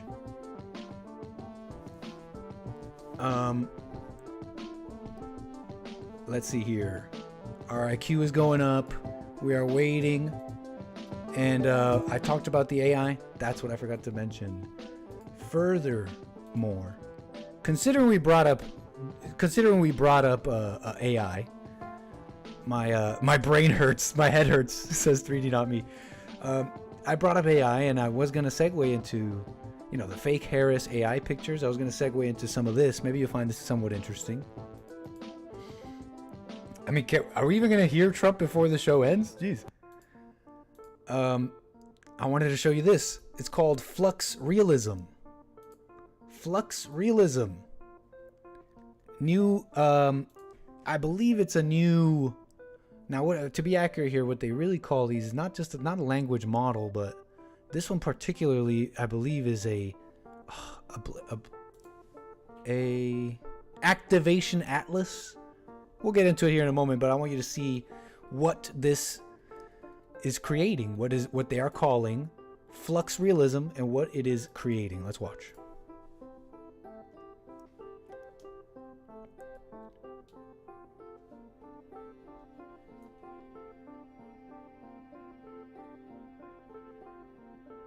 Flux realism. This is not a real person. I know it's got that blown out stable diffusion look, and I bet you could like pick it out. It has a creepiness to it in some respects, but it's a lot less creepy than what AI was pushing out before, right? I just want to see some of the outputs of flux realism that are coming out. Everything you are seeing is generated. All the people you are seeing here, all the footage you are seeing, this whole video is generated. Yes, this is AI generated videos. And I know the hands are funny at points, but they're also not at a lot of it. So I couldn't film, but I just got to the room and the meeting went great. I'm really happy and I cannot wait to tell you guys about. All right, come on. Whoever's voiceovering this guy does not look like this. Everything that I'm. Oh yeah, I didn't film anything. Yeah, I know it doesn't look natural, but I just want you to see what Flux Realism is putting out. Pretty amazing stuff. This is 𝒔𝒐𝒄𝒊𝒂𝒍𒔔, and she is working with children in Calcutta. No, I'm joking. This is also fake. These are all generated. The music stopped. Is the space starting?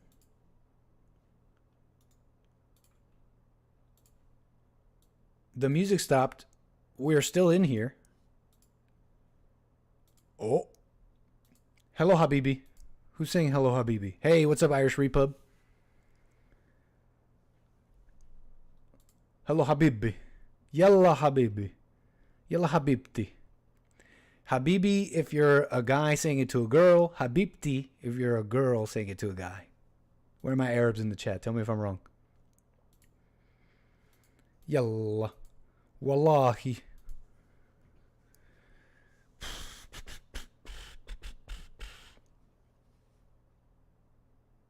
AI is getting stronger. It needs to remake the third Shrek movie.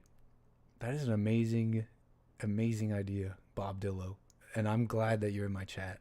I had this inkling, 𝒏𝒊𝒄𝒌𝒔𝒕𝒓𝒄𝒏, but now I'm sure. Now I'm sure of it.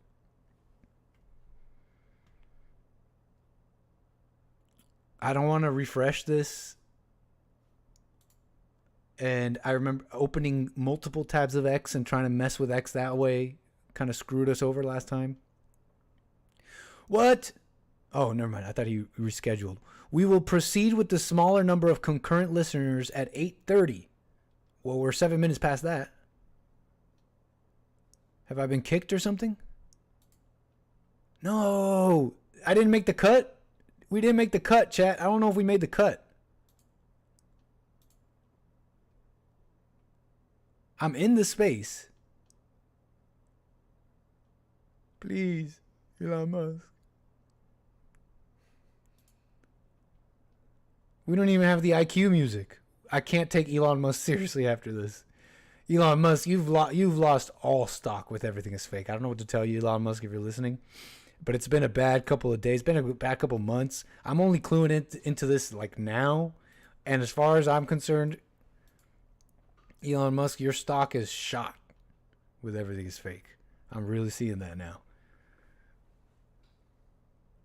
Nick might talk to Trump before Jesse. What the? There is no God. I know, what a mess. No. Elon Musk stock is worthless to you, my friend. And it's just been downhill, man. I've been noticing. What else did I have for you? Any more content? A little content? Any more content? Let's open up the slave plantation while we wait. Let's just open up the slave plantation.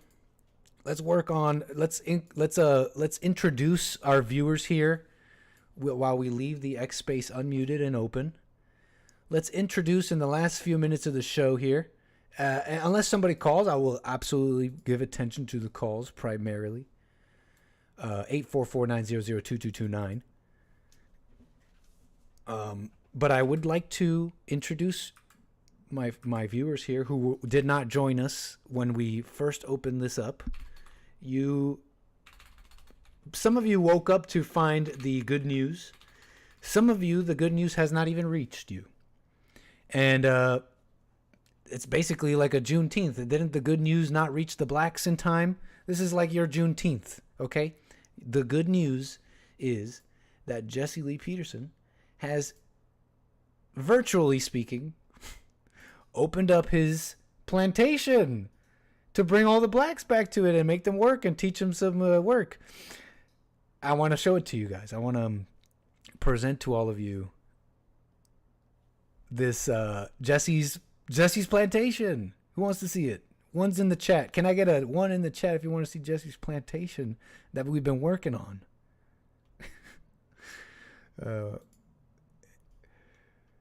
Nice. All right, so it's a little game called RimWorld, and in it, I'll explain it to you once we get in there, but basically, we started off with one character. We named him Jesse. We made Jesse an absolute beast. This Jesse has mastered his body and mind and spirit. So Jesse does not need to eat, sleep, or drink. Jesse Lee Peterson does have an afro, and he crash lands onto a planet naked from a spaceship. He crash lands onto a planet naked with no tools, nothing. Starts from scratch, and from this humble beginnings, we began Jesse's plantation. And right now we are boasting one slave. It's great. His name is Joe. And we are spreading forgiveness across the planet to all,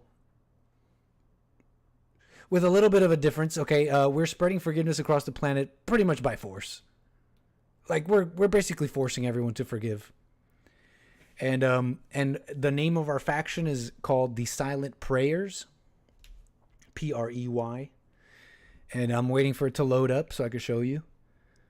Some people are thinking I'm All right, hello everyone. Oh! Hello everyone. Just as I was going to show you. Apologies for the late start. We unfortunately had a massive distributed denial of service attack against our servers, and saturated all of our data lines. Like basically hundreds of gigabits of data were saturated.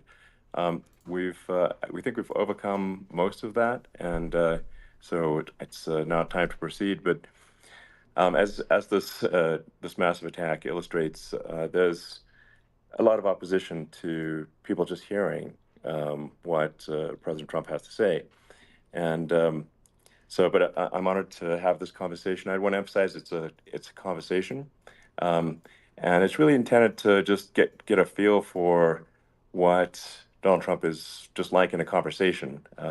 It's hard to catch a vibe about someone if you just don't hear them talk in a normal way. And when there's an adversarial interview, like no one's themselves in an adversarial interview. And this is really aimed at kind of open-minded, independent voters who just trying to make up their mind. So you can understand like what is what is it just like to have a conversation. So honored to Donald, great to speak. We had a great conversation yesterday. As you mentioned yesterday, if we could just record that conversation and post it, it would have been excellent. And I hope we can have something like that. No, today. there's no video. I think Twitter we space, will. I'm X pretty space. sure we will. And congratulations, because I see you broke every record in the book with so many Donald millions Trump. of people, and it's an honor. We view that as an honor. And then you do want silencing of certain voices. Usually those are voices that have something to say that are constructive, oftentimes constructive. And so we have to consider it an honor. But congratulations on breaking every record in the book tonight. That's great. Well, thank you.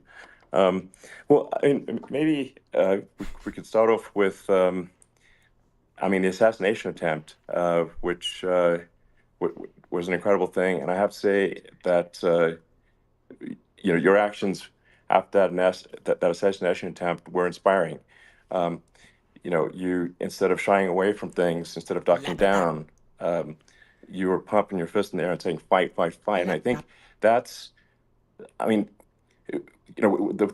president of the United States represents America, and I think that is America. That is strength under fire, and so that's a big part of the reason why I was excited to endorse you as the president of the United States for having another term here. Is that was just incredibly inspiring. But I mean, what was it like for you? Not pleasant. I have to be honest. I said there was blood. I had more blood. I didn't know I had that much blood. The doctors later told me that the ear is a place that is a very bloody place if you're going to get hit. But in this case, it was probably the best alternative you could even think about, because it went at the right angle, and it was a hard hit. It was very. I guess you would say surreal, but it wasn't surreal. I was telling somebody you have instances like this, or like a lot less than this, where you feel it's a surreal situation. And I never felt that way. I knew immediately that it was a bullet. I knew immediately that it was at the ear. Yeah. And because it hit very hard, but hit the ear. And I also heard people shout, bullets, bullets, get down, because I moved down pretty nicely, pretty quickly, and we had bullets flying right over my head after I went down, so I'm glad I went down. The bigger miracle was that I was looking in the exact direction of the shooter, and so it hit me at an angle that was far less destructive than any other angle, so that was the miracle. That was, for those people that don't believe in God, I think we got to all start thinking about that. You have to... I'm a believer now. I'm more of a believer, I think, and a lot of people have said that to me. A lot of great people have said that to me, actually.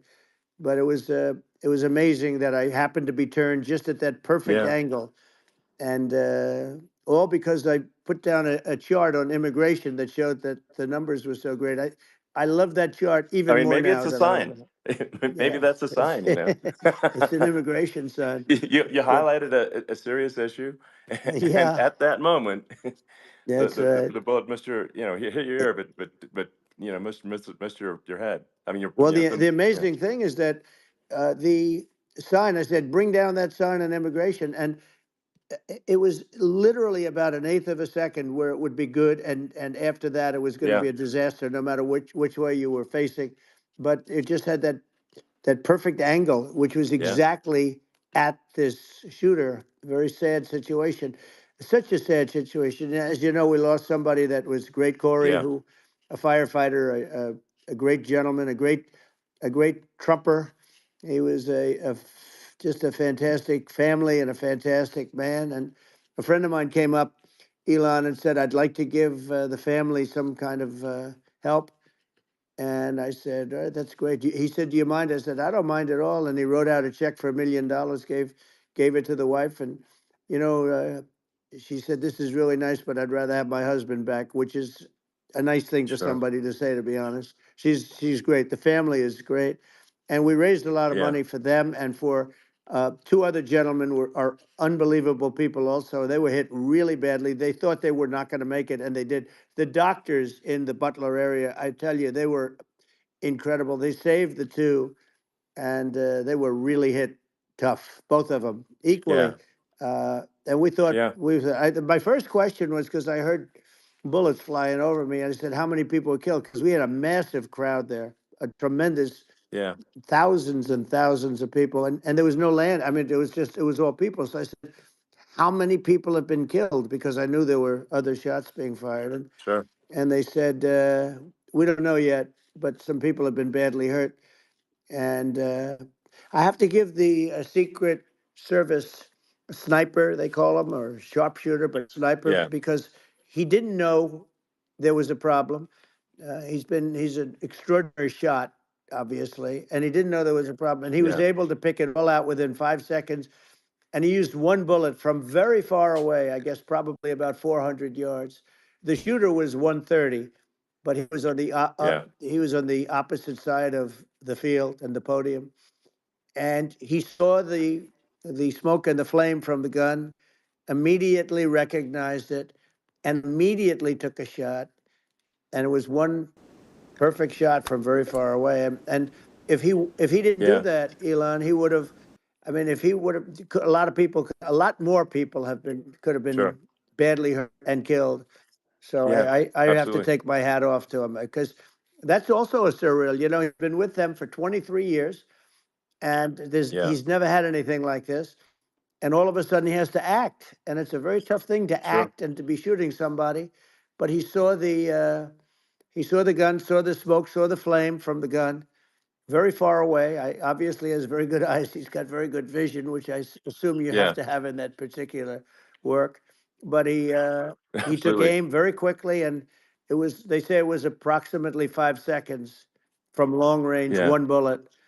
If that didn't happen, yeah, because the shooter had a lot of bullets, he had a lot of cartridges up sure. there with him, so could Well, have been very. I mean that's clearly you know, he was very confident in taking that shot to stop the attempted assassination. But I mean, there does seem to be, I mean, some pretty significant failings elsewhere in the system. Like, there's just no way that, like, how on earth does a shooter get on a roof 130 yards away?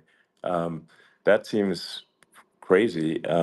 I think most people people are wondering how on earth could such a thing happen? Well, you know, I view it as two ways. There should have been nobody on the roof.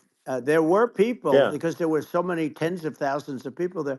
There were people that were seeing him, and there was one woman with a red shirt and right. Trump all over I it, saw the video. and she's screaming, "That guy's got a gun!" You know, you saw it probably. Yeah, yeah, There's yeah. a No, I guy saw up the there videos. with a I gun. mean, it's like I guess, I mean, for my part, and I think probably many members of the public are wondering how the heck are, you know, basically people wondering by it, pointing out there's a guy on the roof with a gun, Yeah. and they're seeing it, but somehow it's not being addressed. That just seems Yeah, crazy. well, they're going to learn from this. The communication between the local police, who sort of had an idea, and then ultimately a man lifted himself up to the roof, could barely do it because he was pulling himself up, and Yeah. he saw the man with the gun. The man with the gun pointed the gun at him. He thought he was probably going to get shot, but he was like pulling himself up, and because of that, he couldn't get to his gun, and he fell down. Actually, very badly hurt his leg, his ankle. I hear very badly, Okay. but he fell down, and he did. From what I understand, he did say there's a guy up there with a gun, and the shooting started very quickly after that. I think it forced the shooter to go maybe quicker. He was supposed to be a very good shot. Yeah. My sons, Don and Eric, they can't believe what happened, but they said from 130 yards, a bad shot would hit that target almost every time. They said it's like in golf, Yeah. sinking a 2-foot putt. Yeah. It's not a tough No, shot. it's not a long shot. The Secret Service person had the long shot. He had triple the Yeah. distance actually. So it was a terrible thing. Look, it's hard. I have to say this about the Secret Service. When I went down, and I went down Secret based on, Service. I think they're screaming, but other people also, because people saw this happen. You had so many people. One Trump of the got a little bit of miracles a was that Sylvester the nobody Cat going on. ran. I mean, if a gun goes off, the crowd Yeah. control people showed us this. When guns go off, and it does happen in stadiums at a soccer match or some kind of a match, everybody flees. They call it a stampede, like cattle. But everybody, and a lot of Yeah. people get killed with those stampedes. We had Sure. more people than you'd have at, some of these matches or these games, and Yeah, X is only nobody left. audio. You had a small group behind us in the X does grandstand, video, but spaces are and that only was audio. full. And you look at it as it was taking place, and normally they'd be running. They didn't leave. They saw that I was hurt. They saw a lot of blood, and they saw that I went down, and it's almost like they wanted to be with me. Well, out front, you had thousands, tens of thousands of people. As far as the eye could see, you had people in Butler, as far as the eye could see, and Yeah. and a lot of press too. There was many cameras on watching this. It's what makes it so different, because normally things happen that aren't good, but you never have a picture of it. Here we have all these cameras shooting it. So, Yeah. sort of amazing. But one of the interesting things was that you didn't have anybody flee. You didn't have anybody stampede. Sure. Nobody. And there were some people behind me. They stood up and they're looking like, I mean, I'll tell you, you want to have Yeah. you Yeah. want to have them in a foxhole with you. I want to meet some of those people Sure. because Sure. it's so different from what you heard. But so I was down. But the Secret Service Yeah. guys, there were bullets flying right Secret over my Service. head. You could hear them go whizzing, Yeah. and these guys came jumping on top of me, and a young lady, Kate, would jump. They moved so fast, and let me tell you, that took tremendous courage. Now there was a lack of coordination. There was, obviously everybody understands that somebody that building should have been covered, and Yeah. I mean, that was I the think big that thing. I mean, looking at the aerial views, that building would be like the number one spot for a sniper. I mean, it's like if you were to pick like what is the favorite what if you so if the goal is to assassinate, what's your favorite spot? That building. The You're roof of right. that building would be number one. That would have been the spot. It's like you can ask for a better No, location. It's like number no, that one. would have been the spot. Um, You know what people think yeah. is when the local policeman, who, by the way, he really he did what he was supposed to do. He couldn't hold on any longer. And then when he got Yeah. his head just peeking above, this guy standing there with a gun at his head. And when he fell down, again, hurt his ankle very badly, but he was making the calls. But what happened is the firing took place very soon. So what they Yeah. think is that this guy ran to his site, which he had all planned out with the gun. He ran to the site and he started shooting fast. And maybe that's why he sort of missed. I mean, he uh, Yeah. he But he as you got said, me, but he it would have could have hit. been I mean, a much yeah. bigger problem. But he totally would have hit if you hadn't turned your head. So like there was it was a very near thing. It was a So, miracle. If I hadn't um, turned my head, yeah, I would not be talking to you right now. As much as I like you, exactly. I would not. Yeah, I would well, not be talking to I you. mean, be talking to me from another realm, perhaps. Yeah, that's Um, right. We'd be talking from a so, different place. But it was a it was a very terrible experience. The Butler Hospital, they did such a great job. The doctors were so good. Everybody was so good. There was a mistake.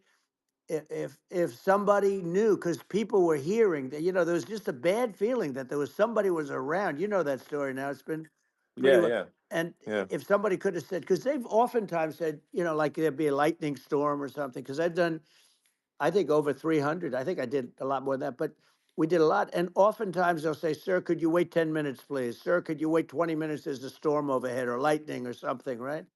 And yeah, that happens yeah, often. And this would have been a perfect time for that to have happened, but it yeah. didn't get coordinated. That was the problem. Well, it was your. I think your actions in the heat of fire, and like what I find admirable there was that you can't fake bravery under such circumstances. The courage is instinctual, or it is not. It's not a rehearsed action. And so I just want to say that I think a lot of people admire your courage under fire there.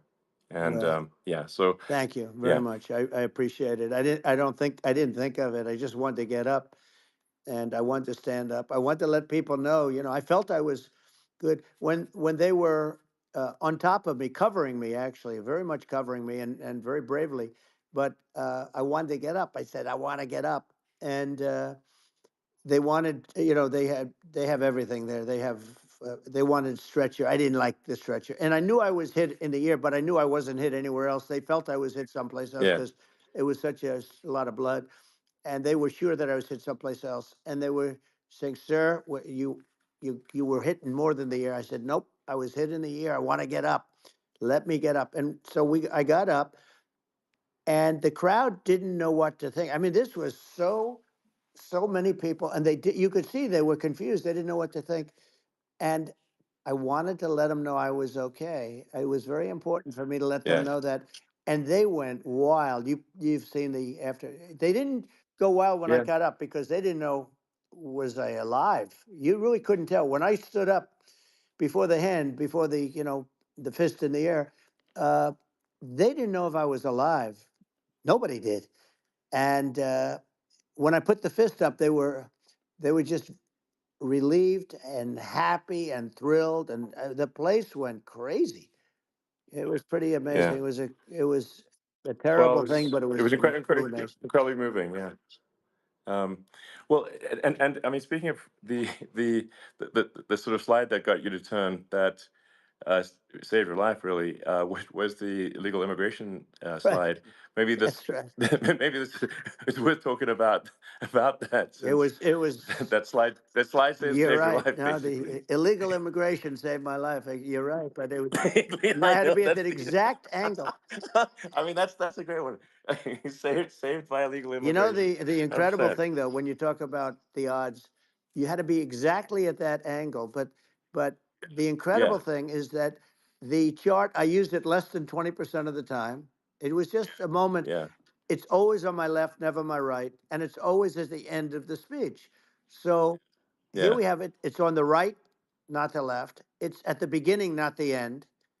And even the people that put it up, they were unprepared, and they did a great job. They got it up immediately, fortunately. But I looked to the right, and the bullet came whizzing by, hitting my ear. So it was amazing. But when you think of the odds of that, and yeah, yeah, normally you wouldn't use it. Normally I wouldn't have the thing, and then it would yeah, have been a very different story. It's very much, I I say, an act of God. It's a miracle that it happened, and I'm sure. honored by it. I'm honored by it. Well, what were you about to say about illegal immigration before you were rudely interrupted with a Well, I was bullet? going to say how good the numbers were. By the way, we're going back to Butler, and we're going to go Great. back in October. We're all set up, and the people are fantastic in Butler. It's a great area. Great. These are incredible people. like the three that, in the case of Corey killed, and the other two, the families are. I got to know them a little bit, and the families are great. But we're going back to Butler, and I think I'll probably start by saying, as I was saying, As, you yeah, know, as you were prior to saying, being exactly. so horribly So, interrupted, yeah, but yeah. So rudely interrupted by an yeah, assassination so it was, attempt. but no, but the chart, Some people have no manners. Elon, the chart was just a chart that in my last week, we had the best illegal immigration numbers, meaning stopping.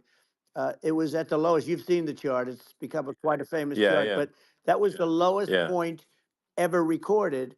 It was a really, I mean, I was very proud of those numbers. And then you see what happened with these people, Kamala and Joe. You see what happened. They just let it go. I had remain in Mexico policies. I had all these different policies that was so good. Uh, Guys like Tom Holman and Brandon Judd from Border Patrol. All these are all people that they've been on television. They says the best numbers we've ever had. We had so many different checks, catch and release in Mexico, not the United. We had catch and release in the United States. We had it in Mexico. We had so many things. We had things where if people, many people come in there, they have contagious diseases. We had everything passed. If you have a contagious disease, I'm sorry, but we cannot allow you into the country. So we were setting Yeah, literally records, and I all I was doing is showing that, and I use it sometimes, sure. and in this case, I'm glad I used it. I can tell you that, but they were fantastic numbers. But I'm going to sleep with that chart always. I'll be sleeping with that chart. That chart was very important for a lot of reasons. Well, I mean, would it be accurate to say that you're supportive of legal immigration, but that but we also need to shut down illegal immigration, and especially unvetted illegal Yes, immigration, because you know, and that's not the same as saying that everyone who's an illegal immigrant is bad. In fact, I think most people who are illegal immigrants are actually good, but you can't tell the difference unless there's a solid vetting of who comes across the border. Does that accurately 100%. represent your position? I say it Okay. very simply. They have to come in legally. They have to be checked Yeah. because look, Kamala was the border czar. Now she's denying it. Everything that I do, she's Yeah. saying she was strong on the border. We're going to be strong. Well, she doesn't have to say it. She could close it up right now. They could do things right now. It's horrible. Uh, no tax on tips, and all of a sudden she's making a speech and there will be no tax on tips. I said that months ago. And by the way, they had just the opposite. You know, they had not only tax on tips, but they hired 88,000 IRS agents, and many of them were assigned to go get waitresses and caddies and all of this on tips. They have a policy. They had a policy that they were really going to go after you and were really harassing people horribly. And then all of a sudden, for politics, she says, you know, she comes out with what I said, which I think is terrible. And I think it's also hitting them very hard. These people are fake. Now they're also saying they did a good job on the border. We had the worst numbers in the history of the world, not of our country. There's never been a country in history that has had a catastrophe like this. We've had, I believe, and I think you believe this too, you know, you hear 12 Yeah. million, 13. I believe it's over 20 million people came into our country, Yeah. many coming from jails, from prisons, from mental institutions, or a bigger version of that is Yeah. insane asylums, and many are terrorists. And I'll tell you what, they're coming not just from South America, they're coming from Africa, they're coming from all over the world. They're coming from Asia, they're Yeah. coming from the Middle East, they're coming from countries that are uh, stupidly and horribly bombing Israel October 7th. They're coming from all over the world. And you know, you look at, it's so sad October 7th because it should have never happened. Yeah. It's so sad when Sure. you look at Ukraine. It should have never happened.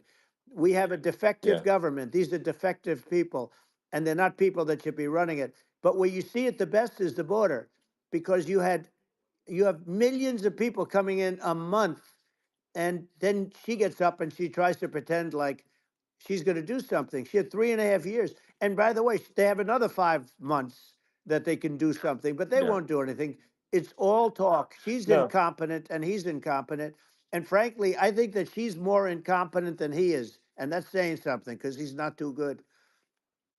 Yeah. No, I think it is essential to have a secure border.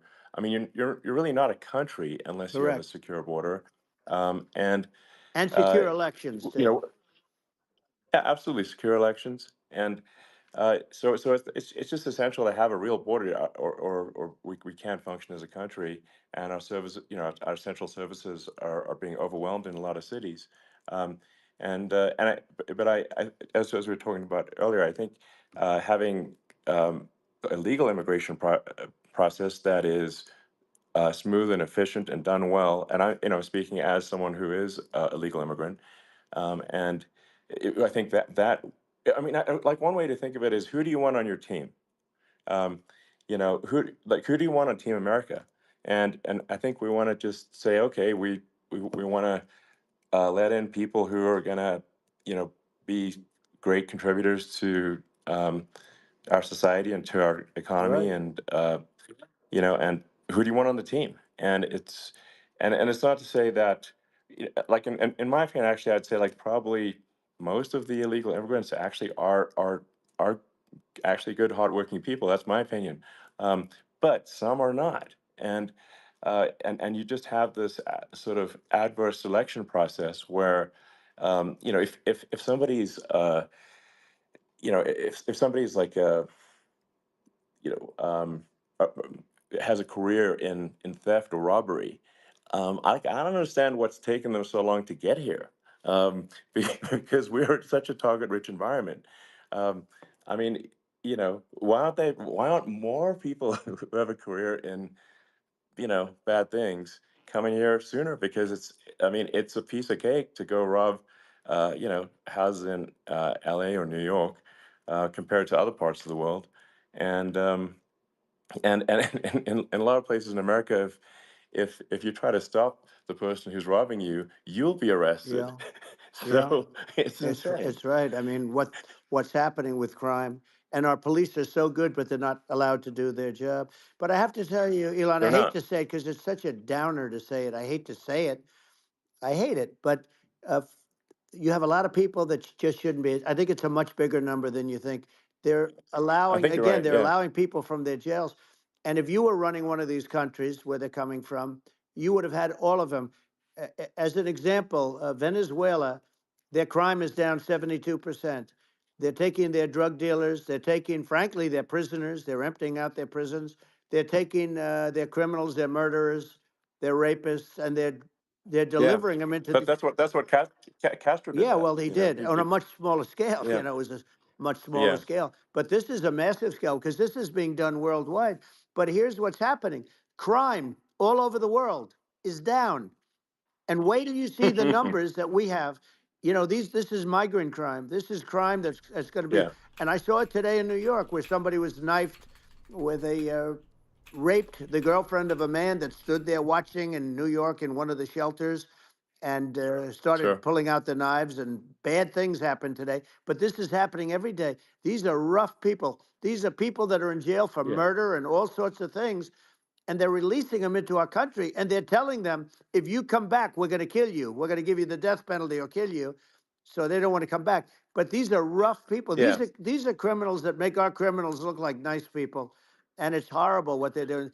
And she's in charge of it because now she's trying to say she Sure. had nothing to do with it, and she's such a liar because she was called the border czar the first day, and it was on the headlines of every newspaper. She's the border czar, and she never even went there. She went to one location which had nothing to do with where the problem is. She went in and out, I Right. guess, because she was getting a lot of pressure, Yeah. but Yeah. had nothing to do where the problem Yeah. is. But she was Well. the Well. border czar, and the people Yeah. Yeah. can't allow them to get away with their disinformation campaign. Now she's trying to say that she wasn't really involved, and the whole thing is horrible. She was totally in charge. She could have shut the border down without him. He didn't know what he was doing anyway, so he wouldn't have even known Yeah. what happened. You could shut the border down. He Yeah. wouldn't even know the difference. But uh, the fact is that she was border czar. But if you don't have to call her Yes. that, the fact is you could just call her. She was in charge of the border, and the border was the worst Right. ever. It's simply not working. No, It's it's I mean, horrible.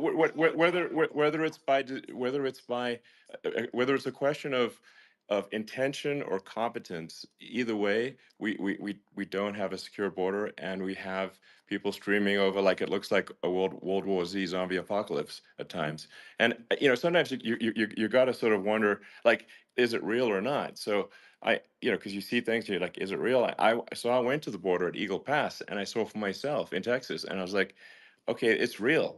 I'm like seeing this in real time. I actually posted the video like just live. I just flew there one day and just to see, hey, is this made up or real? And I'm just seeing people stream across the border, and I have to say, at least the people that I saw did not look friendly. So These are people people. can look at my video and say, hey, Yeah.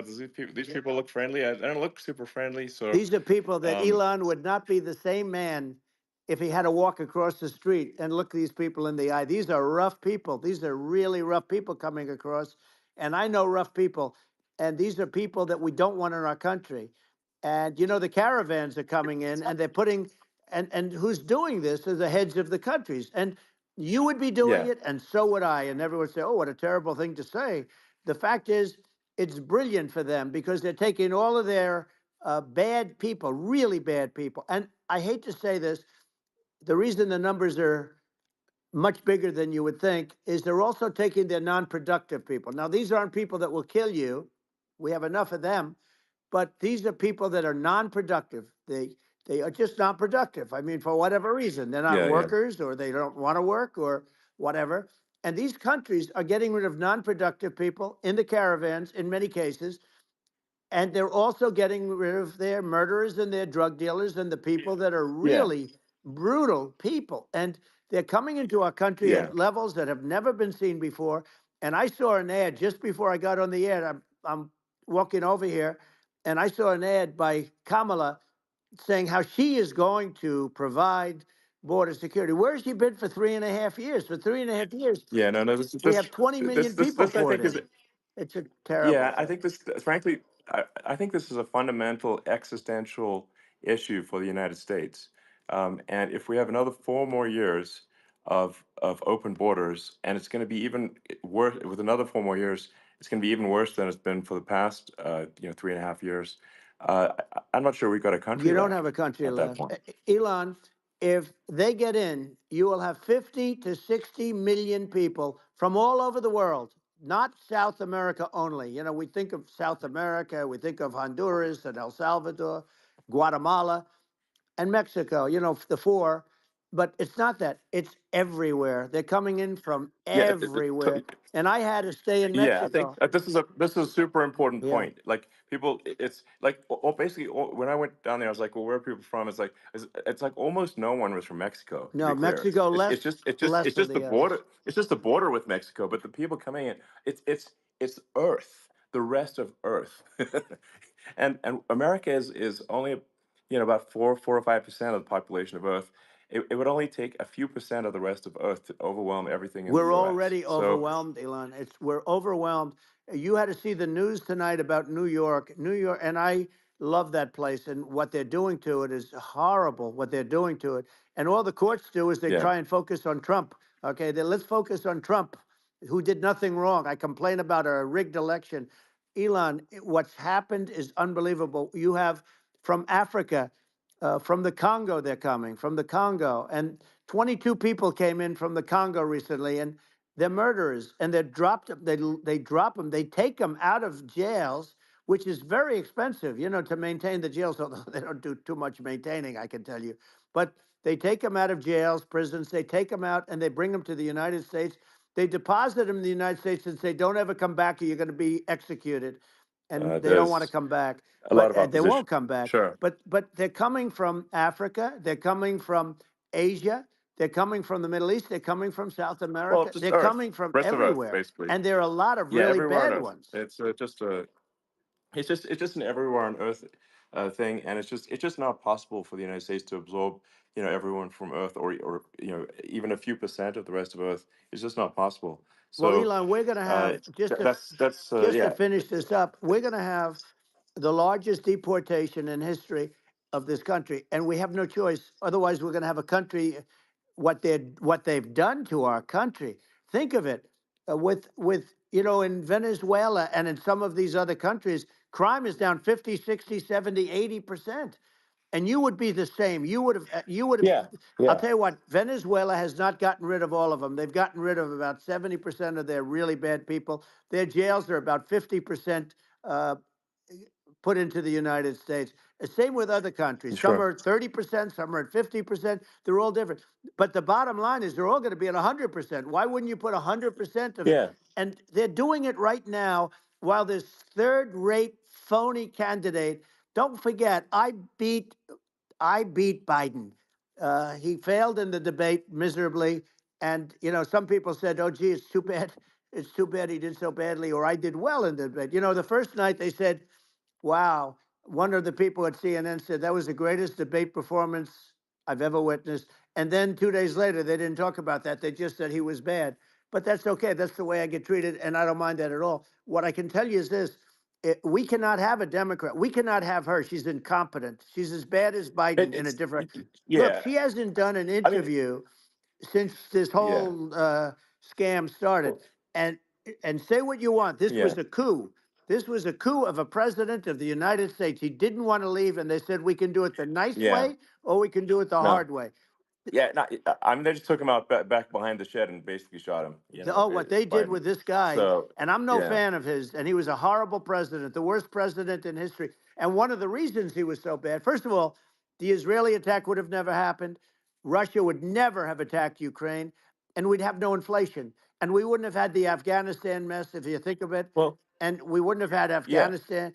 But we think of it, well, yeah. you take a few of those events away, and we have a different world. We would also have No, no no, you're yeah. inflation was caused by oil.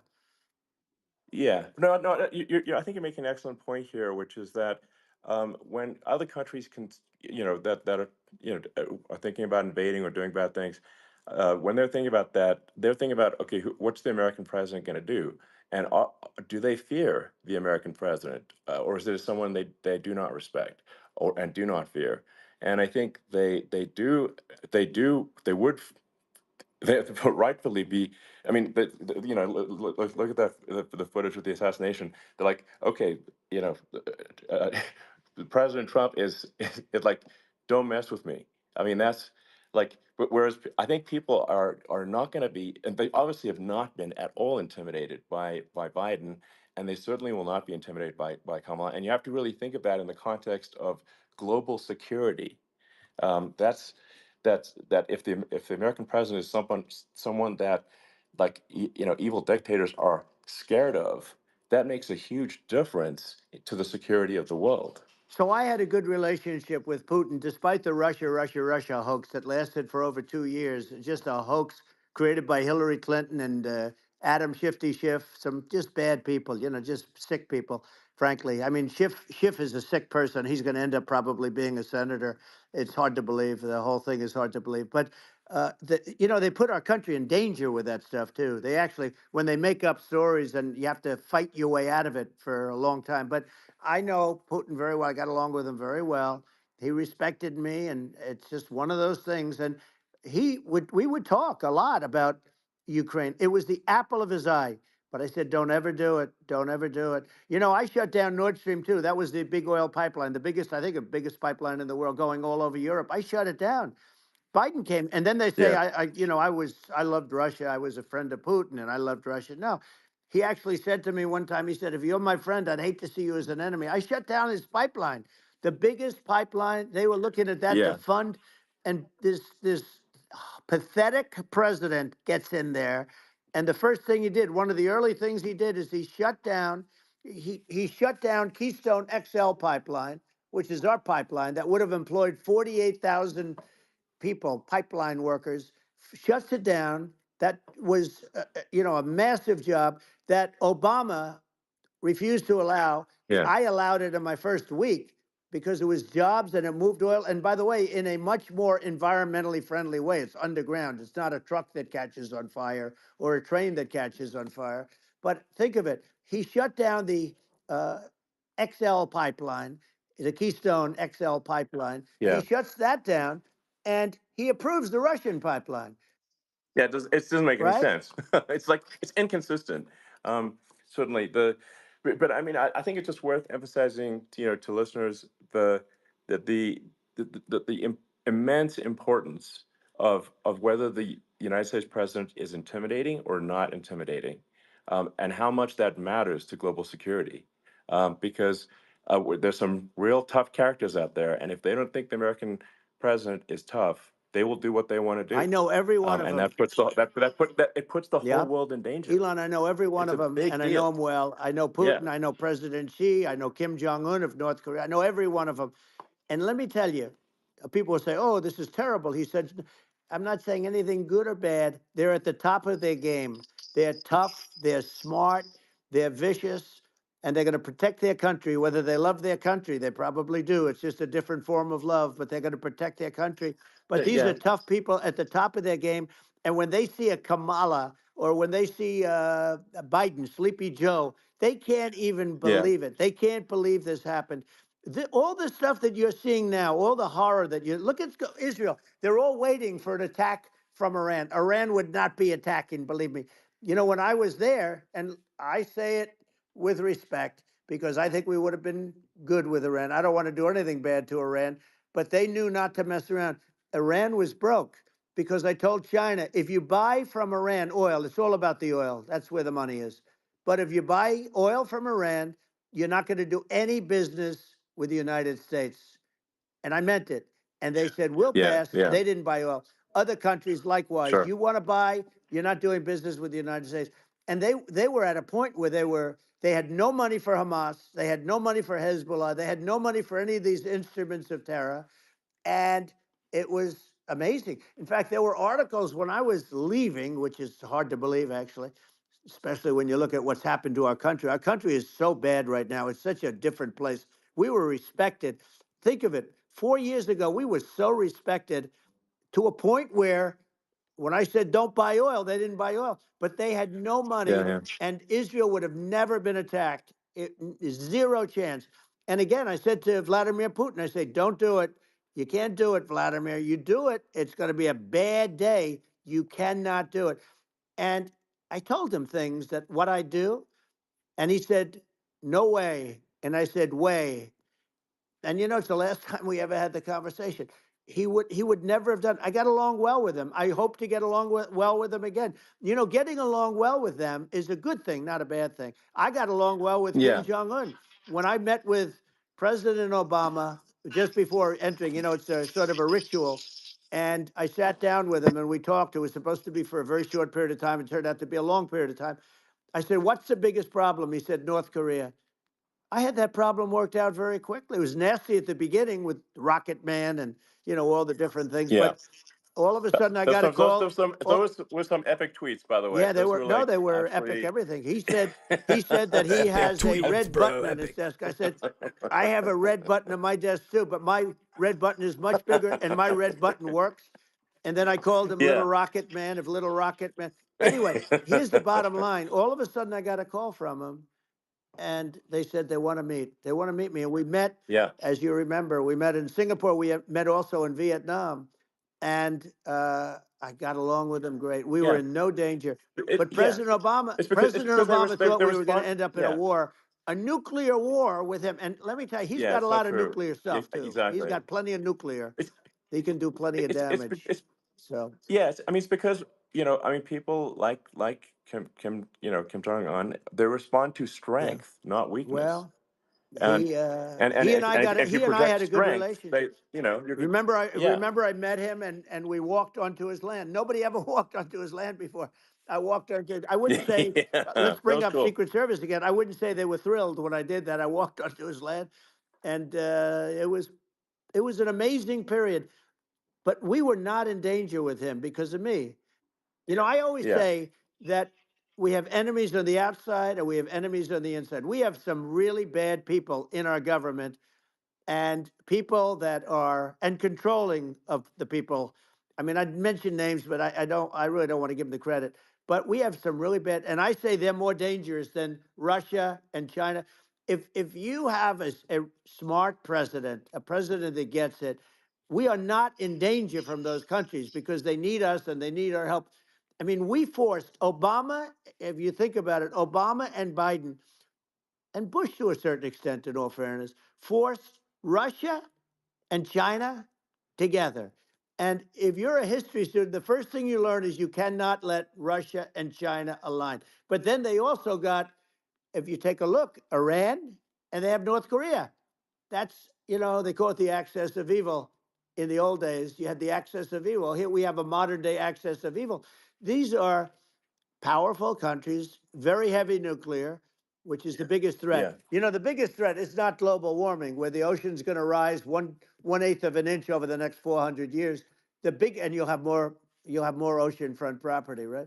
The biggest threat is not that. The biggest threat is nuclear warming, because we have 5 countries now that have significant nuclear power, and we have to not allow anything to happen with stupid people like Biden. Biden did something with Russia.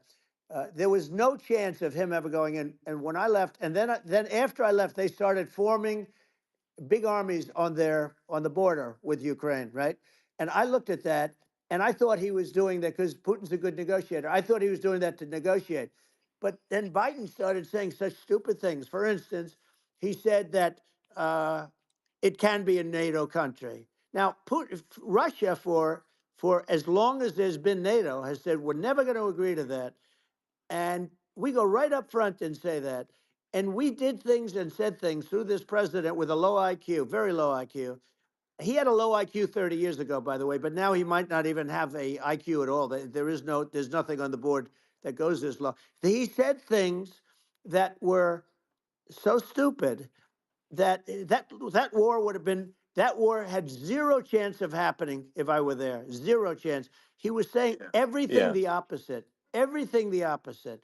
And it's so sad because many more people have been killed in Ukraine than you read about. You don't read about how bloody it is and how disaster. Sure. Hey, look, just in the 2 armies, you lost 500,000 people. And Ukraine's having a hard time. Ukraine, I don't know if you saw the article recently, and it's true. You don't hear the true story. But if you think about it, Russia's gone, Russia defeated Germany with us, and they defeated Napoleon. They've been around a long time. They're a big fighting force. Yeah. Sure. And it's very unfair. And Ukraine now doesn't have enough men. They're now using young men and very old men to fight. And we're in a very bad position. And I'm not going to blame exclusively, but I can tell you I could have stopped that. And a smart president could have stopped that. It wouldn't have happened. But we had a man that actually made it more prevalent. It was so bad. The words that he was using, the stupid threats coming from a stupid face that he was using. I said, this guy's going to cause us a war. He's going to cause us. And let me tell you, it can lead to World War III. That can lead to World War III. The Middle East can lead to. We have numerous places that could end up in a World War III right now for no reason whatsoever. I think you're right.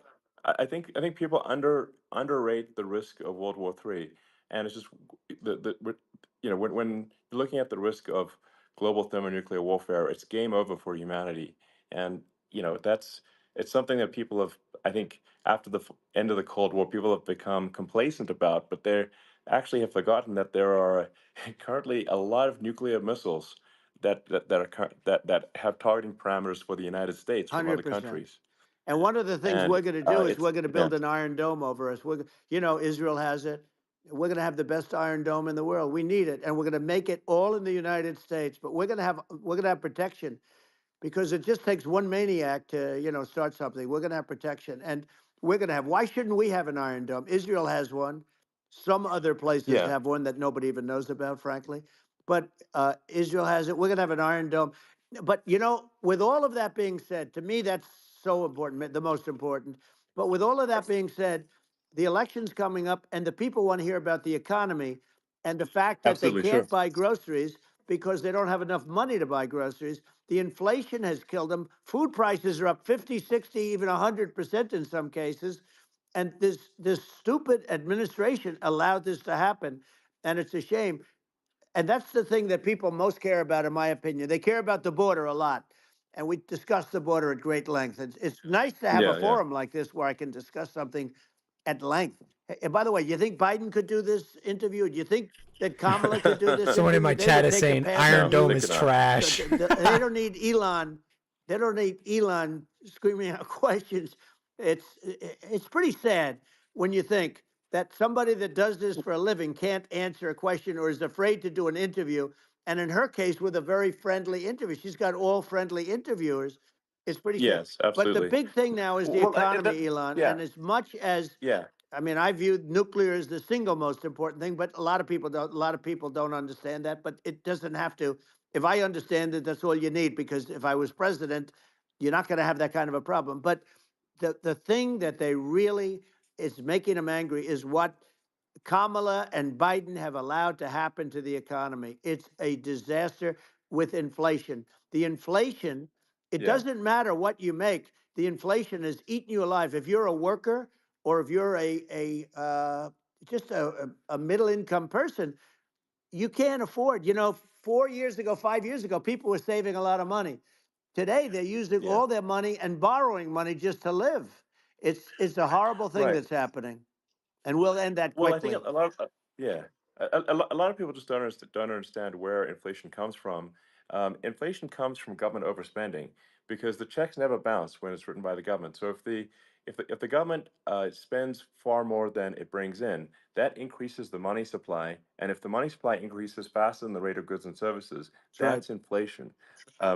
So really, we need to have we need to reduce our government spending, and we need to re-examine. I think we need like a government efficiency commission to say like, hey, where are we spending money that's sensible? Where is it not Right. sensible? And we need to live within our means. We're currently adding, I think, $1 trillion to the deficit roughly Right. every 100 days. That's right. And the interest payments on the national debt have now exceed the defense budget. It's on the order of $1 trillion, It's interest. and it keeps Yeah, I growing. rebuilt our military, largely rebuilt our military, did a great job on it, which was so important. We had jets, we had fighters that were, and bombers that were 70 years old. And we did a great job in that. Then by the way, then we gave 85 billion of it back to Afghanistan, if you can believe it. We gave them 85 billion. They're one of the largest sellers Yeah, of military equipment in the world. They're selling what we gave them. That was one of the most embarrassing days in the history of our country. But if you think about, let's go back to the economy. We have to bring energy yeah. prices down. Energy started at the price of gasoline. Now your cars don't require too much gasoline, so you have a good, and you do make a great product. I have to say, I have to be honest with you. Thank That you. doesn't mean everybody should have an electric car, but these are minor details. But your product is incredible. But the Thank you. gasoline, Elon, is the cost of energy. Not only gasoline, it's the cost of heating your house and cooling your house. That has Sure. to come down. It's gone up 100%, 150, and 200%, and that has to come down. When that comes down, and we're going to Yeah. drill, baby, drill. They stopped drilling, and then they went back to drilling because they went back to the Trump policy. But if they won the day after they get into office, this country will go out of business because they're going to go to an energy policy that's not sustainable, wind and different things. You're not going to have anything. Yeah. And I know you're a big fan of the AI, and I have to say Yeah. that AI, and this is shocking to me, but AI requires twice the energy that the country already produces for everything.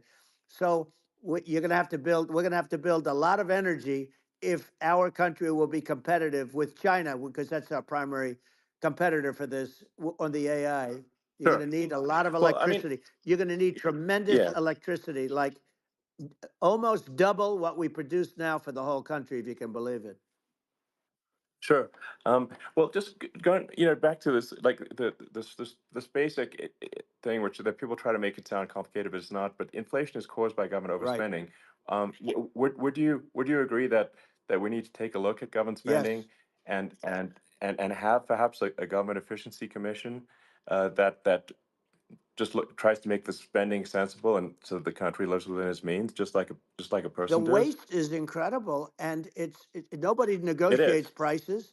You used to have a lot of people making jets, and you end up with two companies, and they'll probably try and merge at some point. I mean, I went through it like Air Force, just a thing like Air Force One. One of the first documents they asked me to sign, a general said, "Sir, would you please sign this document?" And what is it? Air Force One. That's with Boeing. which is basically two planes, two 747s. And the price was Yeah. $5.7 billion for two planes. Now they're Wow. highly sophisticated. That's They're insane. even nicer than your plane, okay? But much more sophisticated. They're very, I won't say what's on it, but they got a lot of stuff on it. Anyway, but it's Sure. 5.7. I That's a crazy It's a number. crazy number, but I said, I'm not going to pay 5.7. I'm not going to do it. I said, who made the deal? Obama and his people. I said, well, then I know the deal's no good. I'm not going to do it. And over a course of about 4 weeks, by my saying I'm not going to do it, I got the price reduced by $1.6 billion for the exact same plane, other than we had a nicer paint job, if you want to know the truth. But for the exact same plane, I saved one. And I said to Boeing, man, you guys must make a lot of money if you can reduce the price by that.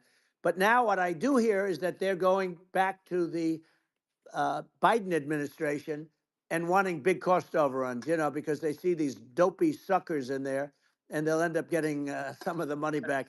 But I shaved it by $1.6 billion for the exact same plane. And you can now take that and multiply that out times thousands of other Exactly. items. And Multiply it by yeah, a the zillion, numbers are and yeah. astronomical. I agree with you. Well, I mean, I think it would be great to just have a government efficiency commission that takes a look at these things and just ensures that the taxpayer money, the taxpayers' hard-earned money, is spent in a good way. I'd be happy to help out on such a commission I'd love if it. it were formed. Well, you're the greatest cutter. I mean, I look at what you do. You walk in and you just say, "You want to quit?" They go on Yeah. strike. I won't mention the name of the company, but they go on strike, and you say, "That's okay. You're all gone. You're all gone." So every one of you is gone, and you are the greatest. You would be very good. Oh, you would love it. But if you look at Argentina. Well, I'd be happy to Yeah, by help the way, out. congratulations. I Yeah. just looked at the number of people that are listening to you and I chat. We'll call it a chat. But Yeah. congratulations. This is very good. I mean, it's great. And you're an interesting character. The new head of a place called Argentina, and he's a big, Malay's he's awesome. he's great. And Yeah. he's a big MAGA fan, that he ran on MAGA. And he took it to an extreme too. He ran on MAGA, and I hear he's doing really a terrific job. It's called Make Argentina Great Again. It worked out perfectly. He came in, he bought a lot of hats, he brought everything, but he's doing a big job. He really cut. And I'm hearing Yeah. they're starting to do pretty well. Inflation's getting down. They had like Yes, exactly. 2,000%. They had inflation like not normal inflation. They had the real deal. But we're going to Yeah. have that pretty soon. I think we Yeah. have the worst inflation we've had in 100 years. They say it's 48 years. I don't believe it. I think we have the worst. They Yeah. don't include a lot of the items that should be included, Yeah. Well, it's just from government overspending and not spending taxpayer money Yeah. effectively, and having just so many departments you can't even name them all. And what Malay is doing is he's cutting government spending. He's simplifying things. He's putting in regulations that make sense, and Argentina overnight is experiencing a giant improvement That's in right. prosperity. But it's also a lesson for the United States, which is that um, Argentina used to be one of the most prosperous countries in the world. Um, Right. in the like in the 30s, 40s, and because of bad government policy, it ruined the country. And if you take Venezuela, for example, Venezuela should be incredibly prosperous. They have phenomenal reserves of everything, oil, everything, and it should be prosperous. But if the government's wrong, it impoverishes the people. And so I think we should not be complacent in the United States and thinking that and taking our prosperity for granted, because if with bad government policy we can run the country into the ground, and that's just something people should bear in mind. Don't take prosperity for granted. Well, think of education. So we're ranked at the bottom of every list of the top 40. We're ranked number 40, number 38. Uh, Norway, Switzerland, Sweden, different countries are ranked good. Actually, China's pretty close to the top. They're a top 6 or 7. But we're ranked at the bottom, almost at the bottom, 38, 39, 40. In other words, horrible. And yet we spend more per pupil than any other country in the world. So we spend more. And what I'm going to do, one of the first acts, and this is where I need an Elon Musk. I need somebody that has a lot of strength and courage and smarts. I want to close up Department of Education, move education back to the states, where Yeah. where states like Iowa, where states like Idaho, not every state will do great because states that basically aren't doing good now. You look at Gavin Newsom, the governor of California. He he's terrible. He does a terrible job. So he's not going to do great with education. But of the Yeah. 50, I would bet that 35 would do great, and 15 of Yeah. them, or 20 of them will be as good as Norway. Norway is considered great.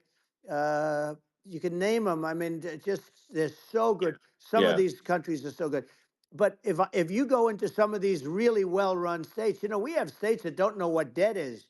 We have states that have low taxes, no debt, everybody working. They're really well run. Sure. And maybe they have certain advantages in terms of location, in terms of the land or the sun, and the water and the whole thing. There are a lot of advantages that some people have. But if you moved education back to the 50, you'll have some that won't do well, but they'll actually be forced to do better because it'll be a pretty bad situation. But, Yeah. but if you think Well, about it, yeah. you'll have some Yeah. of Yeah. these states. I'll bet you'd have 30, 35 states. It'll be much better. And you know what it'll cost? Less than Yeah. half what it is in Washington.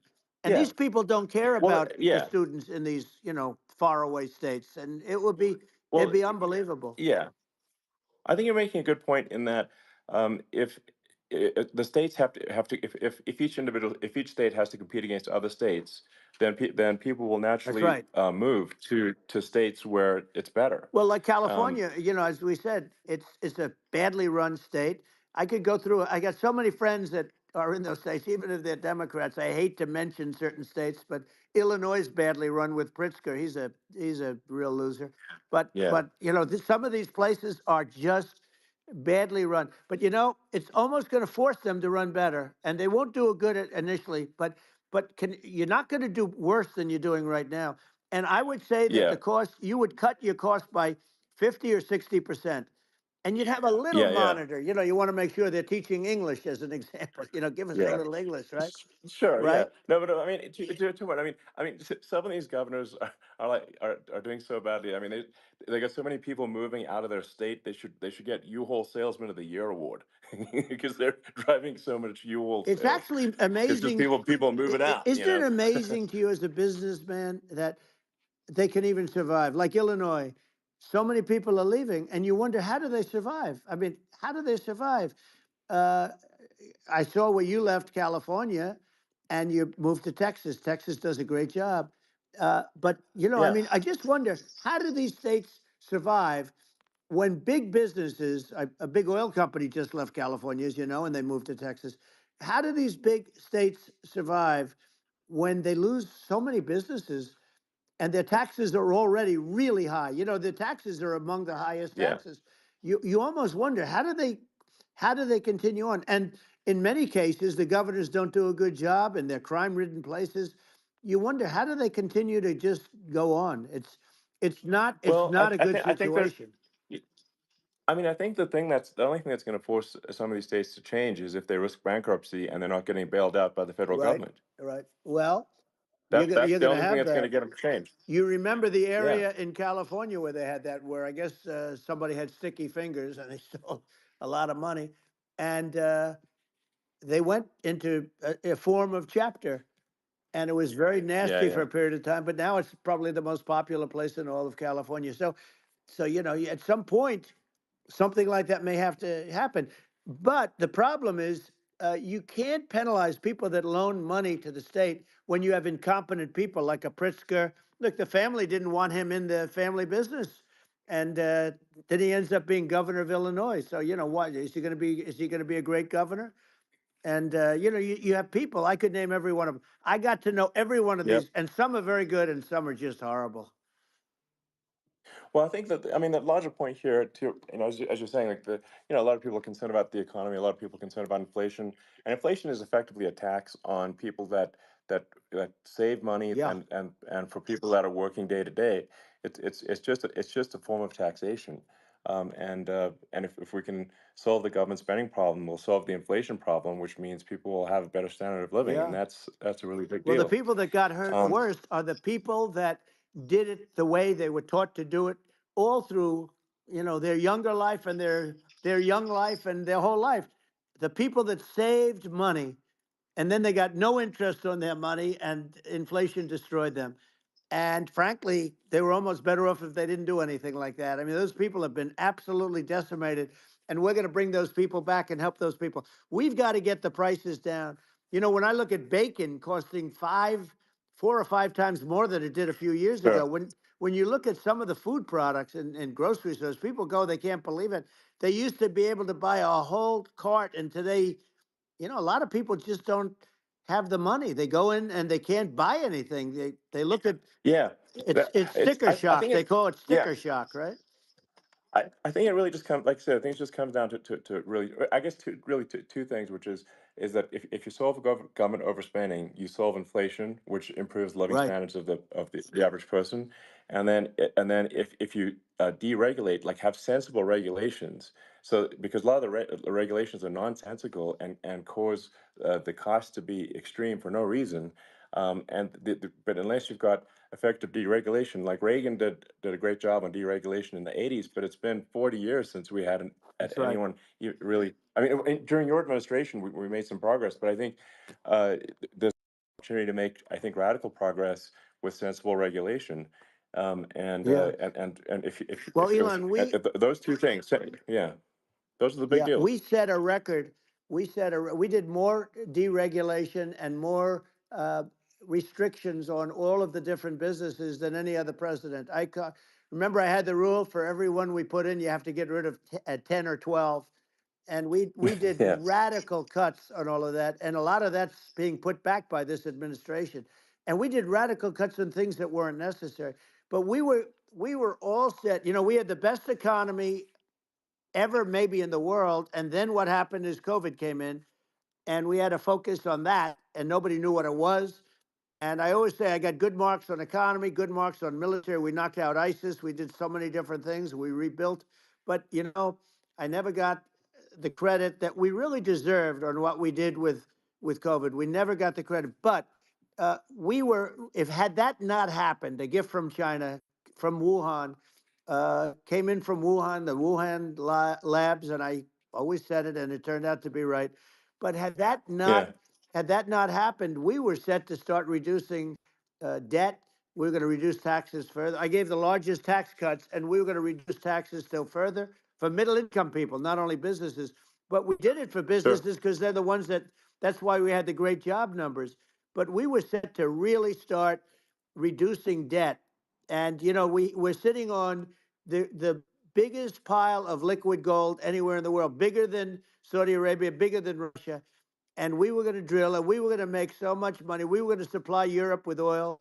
I had stopped the Russian pipeline and we were going to supply them with oil and gas. We were going to make a fortune. And then the COVID came in and we really had to divert. Then what happened is when they came in, we kept a lot of businesses alive. If I didn't do what we did, we would have had a 1929 type depression. But the problem is when Biden came in, he got trillions of dollars and just started spending it stupidly. You didn't need it anymore. We got over that bad period where everybody was dying and feeling, it was just not a good period. Interestingly, during his administration, many more people died during his administration of COVID than during my administration, and we really got the brunt of it. But people don't realize more people died during his administration than ours. But it diverted us from doing what I wanted to do. But we had the greatest for almost 3 years.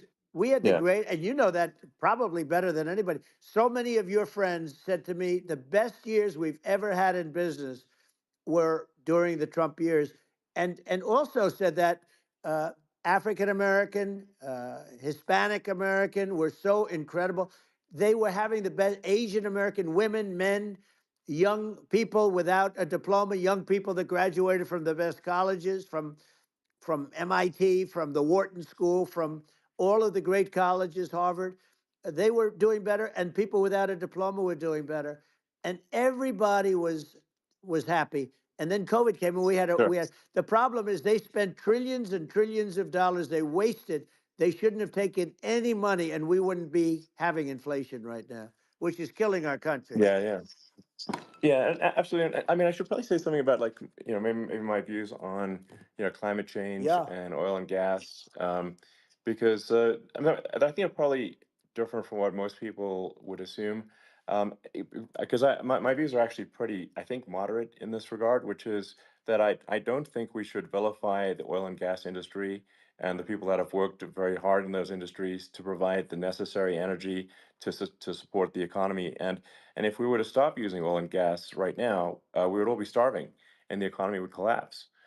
So it's I don't think it's right to sort of vilify the oil and gas industry, and I the world has a certain demand for oil and gas, and it's probably better if the United States provides that than some other sure. countries, and it would help with prosperity in the U.S. And at the same time, obviously, my view is like we do over time want to move to a sustainable energy economy because eventually you do run out of. I mean, you run out of oil and gas. It's not there for. It's not infinite. Um, and there is some risk. I think the risk is not as high as a lot of people say it is with respect to global warming. But I think if you just keep increasing the parts per million in the atmosphere long enough, eventually it actually simply gets uncomfortable to breathe. People don't realize this. If you go past 1,000 parts per million of CO2, you start getting headaches and nausea. And so we're now in the sort of 400 range. We're adding, I think, about roughly 2 parts per million per year. So I mean, it still gives us. So what it means is like we still have quite a bit of time, but so there's not like we don't need to rush, and we don't need to like stop farmers from farming or you know uh, prevent people from having steaks or Right, basic stuff right. like that. Like you can leave the farmers alone, I agree. in How my opinion. crazy is that where I mean, you have farmers that are not allowed to farm anymore and have to get rid of their cattle and the whole world is yeah, a that's little silly. crazy, but it's largely taken its lead from us. I do say though, I've heard in terms of the fossil fuel, because even to create your electric car and create the electricity needed for the electric car. Fossil fuel is what really creates that at the generating plants. And, so you sort of can't get away from it at this moment. I mean, someday you might be able to, but I do hear we have anywhere from 100 to 500 years left. Much of it hasn't even been found yet. Yeah. But there are tremendous, like Anwar. I got Anwar in Alaska approved. Ronald Reagan couldn't do it. Nobody could do it. Everybody tried. Nobody could do it. I got it approved. The first thing that Biden did was unimprove to get rid of it. He ended Yeah. it. His secretary went in and she ended it. And what a disgrace. That's Anwar. That's bigger, or they think it could be bigger than Saudi Arabia in Alaska. Could be bigger than Saudi Arabia.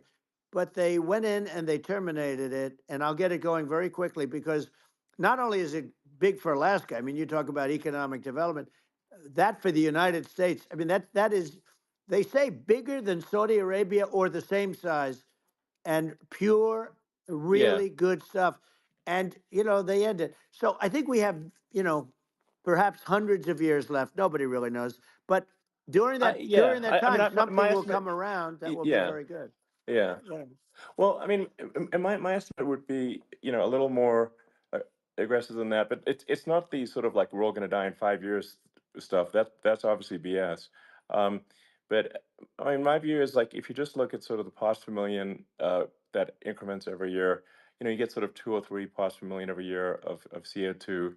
Uh, y- I mean, I think some of that it's problematic if it accelerates if you start going from 2 or Right. 3 to say 5, and then there may be some situations where you get just a step change increase in the CO2, Hmm. and I think we don't want to get too close to 1,000 ppm because like that's actually makes it uncomfortable to breathe. Like just existing in 1,000 ppm CO2 is uncomfortable. That's like that's considered like an industrial hazard. Right. Just so it's you know, that's actually, you start getting headaches and stuff. So it's even without global warming, it's not comfortable to live in. So you don't want to get too close to that. But I mean, I think we've got. I think we want to just move over and like, and if I don't know, 50 to 100 years from now, yeah, we're I don't know, mostly sustainable. I think that'll probably be okay. Um, so it's not like the house is on fire immediately, but I think it is something we need to move towards. And on on balance, it's probably better to move there faster than slower. But like I said, without vilifying the oil and gas industry, and without causing hardship in the short term. I think this can be done without, but people can still have, a stake, and they can still drive gasoline Sure. cars, and it's okay. It's like, it's not. I don't think we should vilify people for it, but I think we should just generally lean in the direction of sustainability. And I actually think solar is going to be a majority of Earth's energy generation in the future, and it's certainly trending that way. Mm-hmm. And so you get the solar power, combine that with batteries, so because obviously the sun doesn't shine at night, and then you use that to charge the electric cars, and you have a long-term sustainable solution. And that's what Tesla's trying to move things towards, and I think we've made a lot of progress in that regard.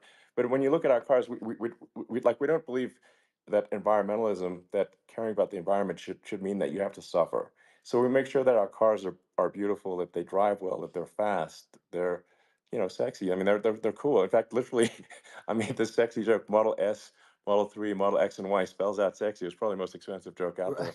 Um, but I don't know, I like cheesy humor, So, um, but I'm a big fan of, like, let's have an inspiring future, and Yeah. let's work towards a better future, and we can do so without demonizing Right. people. I'm okay. You know. It's very interesting. You use the word global warming, and today they use the word climate change because you have some places that go up, and so they were getting themselves in a little trouble with the word global warming because not every place is warming. Some places are going the opposite direction. But I'm sort of waiting for you to come up with solar panels on the roofs of your cars and on the trunks of the cars, and it just seems like something that at some point you will come up with. I'm sure you'll be the first, but it would seem that a solar panel on the roofs, on flat surfaces, on certain surfaces might be good, Yeah. at least in certain areas of the country where you have the world Sure.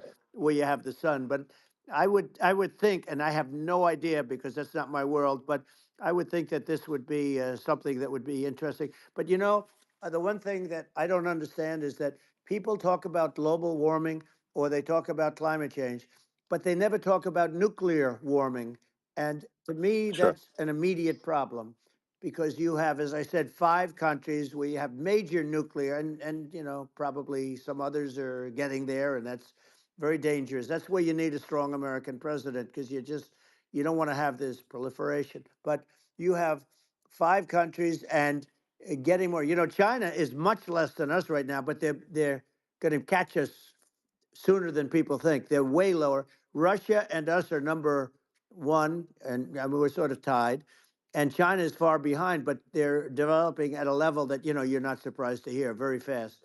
They'll end up catching up, maybe even Yeah. surpassing. But to me, the biggest Yeah. problem is not climate change. It's not, and everything's a problem, but it's degrees. To me, the big problem is the nuclear power. The power of nuclear is so great. And when I talk Yeah. Yeah. about Nuclear power is underrated. It's I'll awesome. prevent World War Yeah. III, I will. But the Okay. truth is that you have to, because this is no longer army tanks going back and forth and shooting at each other. This is Yeah. a level of destruction and power that nobody's ever seen before. Yeah, and actually, there's the bad side of nuclear, which is a nuclear war, very bad side. But there's also, I think, nuclear electricity generation is Absolutely. You're underrated, right. and it's actually, people have this fear of nuclear electricity generation, but it's actually one of the safest forms of electricity generation. It's just a huge misunderstanding. Um, and if you look at the injuries and deaths, caused by, say, I mean, I'm not going to try to pick on coal mining, but just any kind of mining Right. operation, And there's a certain number of injuries and deaths per year. And you compare that to nuclear. Nuclear is actually way better. So it's underrated as an electricity source, and I think it's something that's worth reconsidering. But there's so much regulation that people can't get it done. So that Maybe they'll have sort to of change the have it, name. The name is just, it's a rough name. There are some areas yeah, it's a rough like when name. you see what happened in Good bad right. branding. The We'll have to branding's rough. rebrand it. We'll have to give it a good name. We'll name it after you or something. You know, No, no, it has. Hey, it has a branding problem. You know, when you see what happened in it does have a branding problem. when you see what happened in Japan, where they say you won't be able to go on the land for about 3,000 years. Did you ever see that? And in Russia, where they had the problem, where they, there's a lot of bad things happened, and they have a problem. And they say that in 2,000 years, people will start to occupy the land again. You know, you realize it's pretty bad, No, that's not true. but you're Well, no, right no, about it. It's amazing. it's actually not that bad. So like after Fukushima happened in Japan, like people were asking me in California, are we worried about like a nuclear cloud coming from Japan? I'm like, no, that's crazy. It's not even dangerous in Fukushima. I actually flew there and ate locally grown vegetables on TV to prove it. Um, and and I donated a solar water treatment, a solar powered system for a water treatment plant, and Yeah, but you haven't because the been danger feeling is so just well lately, and I'm worried about it. no, but I mean, I'm it's just only kidding. it's I'm only fine, kidding. It's like Hiroshima and Nagasaki were bombed, but now they're like full cities again. So Right. it's Well, that's clearly great. not That's great. something that That's um, great. so it's not as scary as people think, basically. But Yeah. um, let's see. I mean, are there some other topics we should touch on? Oh, like lawfare. I think Well, we need to be concerned about. what they've done to Um, this country. obviously, Yeah. yeah. Well, we just won the big I mean, case in Florida. This was a Biden administration did something that's never been done in this country, and that's go after their political opponent, me, with this nonsense and just nonsense. And the big case in Florida we won, but they always pick a judge and a jury, and they use local DAs, they use the local attorney generals like Fani, Fani, spelled yeah, Fani, Fani, and it's yeah, all a big hoax, and it's all run from there. Like in Manhattan, the one of the top people from the Justice Department went in, ran Manhattan, ran the state. The Letitia James deal was run by a person from the Department of Justice, Biden. They've never done this before, sure, and they set up a very bad precedent. It's called lawfare, warfare. yeah, It's a terrible thing, and never happened in our country. It does happen in banana republics and third world countries, but it's never yeah, happened. And the incredible thing is it actually drove my numbers up because people see, fortunately I have a platform like you or, in all fairness, like a conversation like this where I can talk about it and people understand. I mean, you fight for election integrity and you end up getting indicted because you're fighting for election integrity. And when the day comes that you can't fight for election integrity, you don't have a country anymore. So what happens? What yeah, happens is they went after their political opponent, me. Now Biden's, close to vegetable stage, in my opinion. Okay, I looked at him today on the beach, and I said, why would anybody allow him? The guy could barely walk. Why would anybody allow him? Does yeah, he have a political advisor that thinks this looks good? He thinks this looks good because it looks so bad, and it's ridiculous. I mean, and he's been doing right, that right, for a long time. He can't lift the chair. The chair weighs about 3 ounces. It's meant for children and old people to lift, and he can't yeah. lift it. The whole thing is Well, crazy. he's clearly not, I mean, he's clearly like we just don't have a president right You now. don't That's have a just obviously the president, and case. she's going to be worse than him Um, because she is a San Francisco liberal who destroyed San Francisco, and then as Attorney General, she destroyed California. You talk about location, and we're talking about the sun and the water and all. There's nothing better than California. She has destroyed that. She was the original DA. She was the original in San Francisco. She was the original Attorney General in California. What she has done to California is, well, you know better than I do. You just left California for a lot of those reasons. And what she's done with crime, with cashless bail, where you kill somebody. I mean, we have states there you kill somebody and they let you out right away. I mean, you don't have to even put up, and then they never find the people unless they kill again, and then they let them out again. our Yeah. country is becoming a very dangerous place. And she is a radical left San Francisco liberal. And now she's trying to protect. Now she's looking like she wants to be more Trump than Trump, if that's possible. I don't think it's possible, but she wants to be more Trump than Well, Trump. yeah.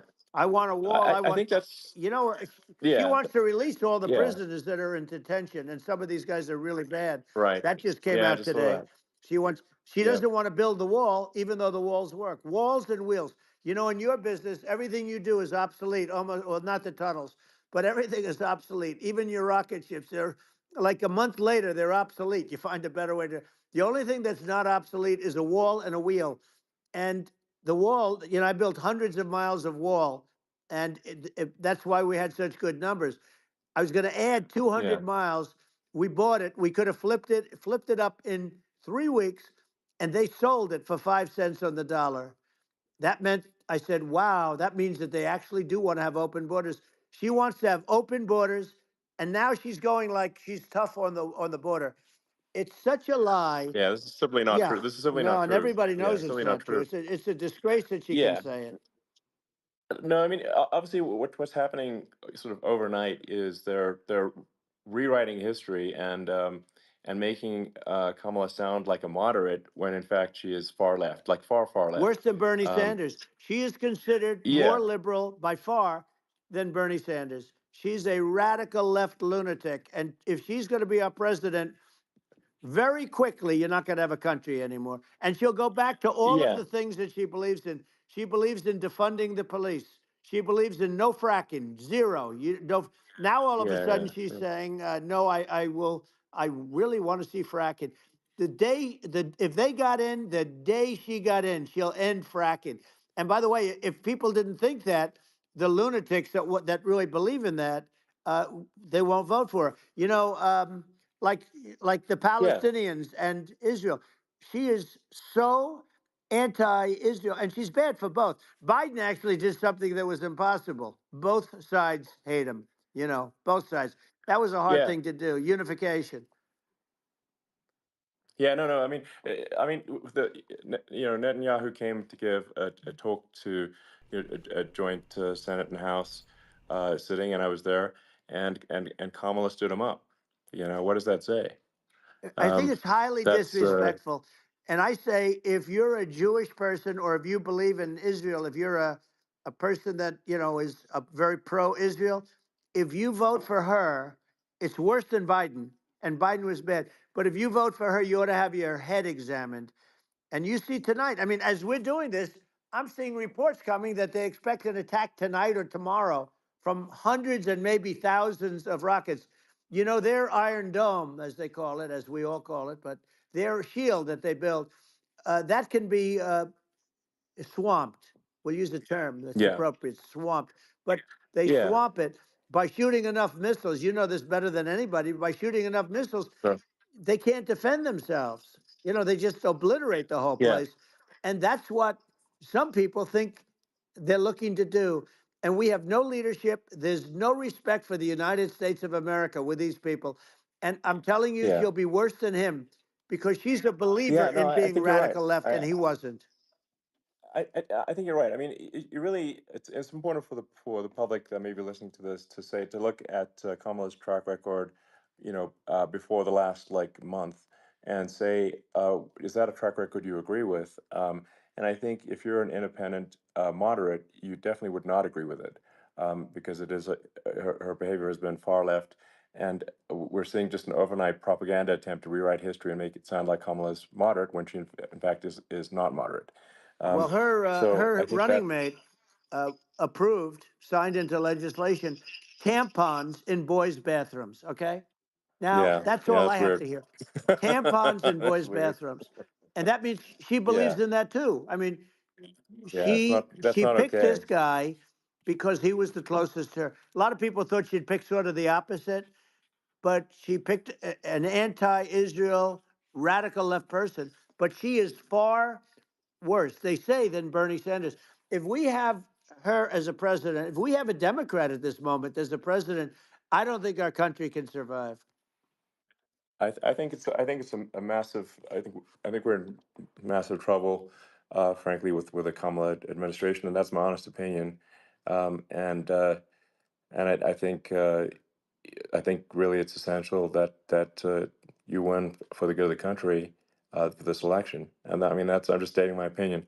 Now, you may have seen this, but I got a letter from the EU Commission, like saying, to not have disinformation on during this discussion that we're having, and there's a lot of attempts to do censorship and to force censorship even on Yeah, this is Americans live, Ryuzaki. from other countries, and unless you what follow do you the think about chat, that? they don't Well, believe I it. know the European Union very well. They take great advantage of the United States in trade, as you know. We, through a different forum, NATO, we protect them. And yet, if you build a car in the United States, you can't sell it in Europe. You just can't sell it. It's impossible. The same thing with our farmers. Our farmers find it very difficult to do business. You know, we have a deficit with them of $250 billion, which people don't know. It sounds so nice, the European Union, but let me tell you, they're not as tough as China, but they're bad. And I let them know it. And that's probably why they notified you. No, they don't treat our country well. We defend them, with Ukraine. So we're in for 250 billion, and they're in for about 71 billion, and they have the same size. If you add up the European nations that in terms of an economy, it's about the same size. When you say as us, and they're in, Yeah, and they're in much greater risk. They're right there. We have an ocean separating us from, in this case, the enemy would be Russia. Used to be for the yeah, Soviet Union, but let's assume they're close enough. And what happens is uh, they're in for 70 something million. I think even less than that, billion, and we're in for about 250 billion, and it could be a lot higher than that. And I say, why aren't you going to equalize? Why aren't they paying what we're paying? And they're in much more, it's much more important for them because of the fact that, they're right near there. I mean, they're all sort of in that location. We're not. But they yeah, should, and I did it with NATO. There were only 7 countries that were paid up in NATO out of 28 at the time. And the United States yeah, was the United States was subsidizing NATO, tremendously subsidizing NATO. And I went yeah, in and I said, you yeah, got to pay up. If you don't pay up, we're not going to defend you any longer. I took a lot of heat, but you know what happened? Billions and billions of dollars came flowing in, and yeah. I think a lot of the public isn't aware of the fact that the United States pays a disproportionate share of the NATO expenses, and then we get even though taken advantage of on trade. So think yeah, about it. well, I mean, the point of NATO is defending Europe, and it's it's like, then okay, well, why is the United States paying disproportionately more to defend Europe than Europe? That doesn't make sense. That's unfair, and that is an appropriate thing to address. Well, Um, when you talk about so cost cutting and savings and everything else, I mean, honestly, look, there's nobody that feels worse about the Ukraine situation than I do because I know it would have never happened. I know Zelensky. He was very honorable to me because when they went with the Russia hoax and they said I had a phone call with him, he said it was a perfect phone call. It was a great phone call. He could have grandstanded and, said, oh, he was very threatening. He said, no, it was a very nice phone call. I called him up to congratulate him on his win, and you end up getting impeached because these people are yeah, yeah, lunatics. I was talking about the difference from the people within and the enemies on the outside. In many cases, the people from within are more dangerous for our country than the Russias and the Chinas. If you have a smart president, you're not going to have a problem with them. You're going to do things. yeah, Now, they've taken advantage yeah, of us absolutely. incredibly, but you're going to do things with the right person. Yeah, well, I think it's obvious that you're a believer and an advocate of free speech, because during your first term as president, you were attacked relentlessly every day, often very unfairly with false attacks, and you didn't try to shut down the media. You didn't try to uh, inhibit their freedom of speech, and I think that says a lot. Well, the good thing is that you and I have, and some people, very few, we can get the word out. Although sometimes it's hard because they don't want to print it. Like we're having a great conversation right now, Kamala wouldn't have this conversation. She can't because she's not No. smart. You know, she's not a smart person, by the way. She can't have this conversation. And Biden, we don't even have to talk about it. I mean, he couldn't have this conversation. He would have given up on the first half of a question. He would have walked out. He would have said, "Where am I? Where am I going?" So anyway, but Yeah, no, he wouldn't have this. that's true. Not a lot of people would have this conversation, but you know, we cover a lot of territory.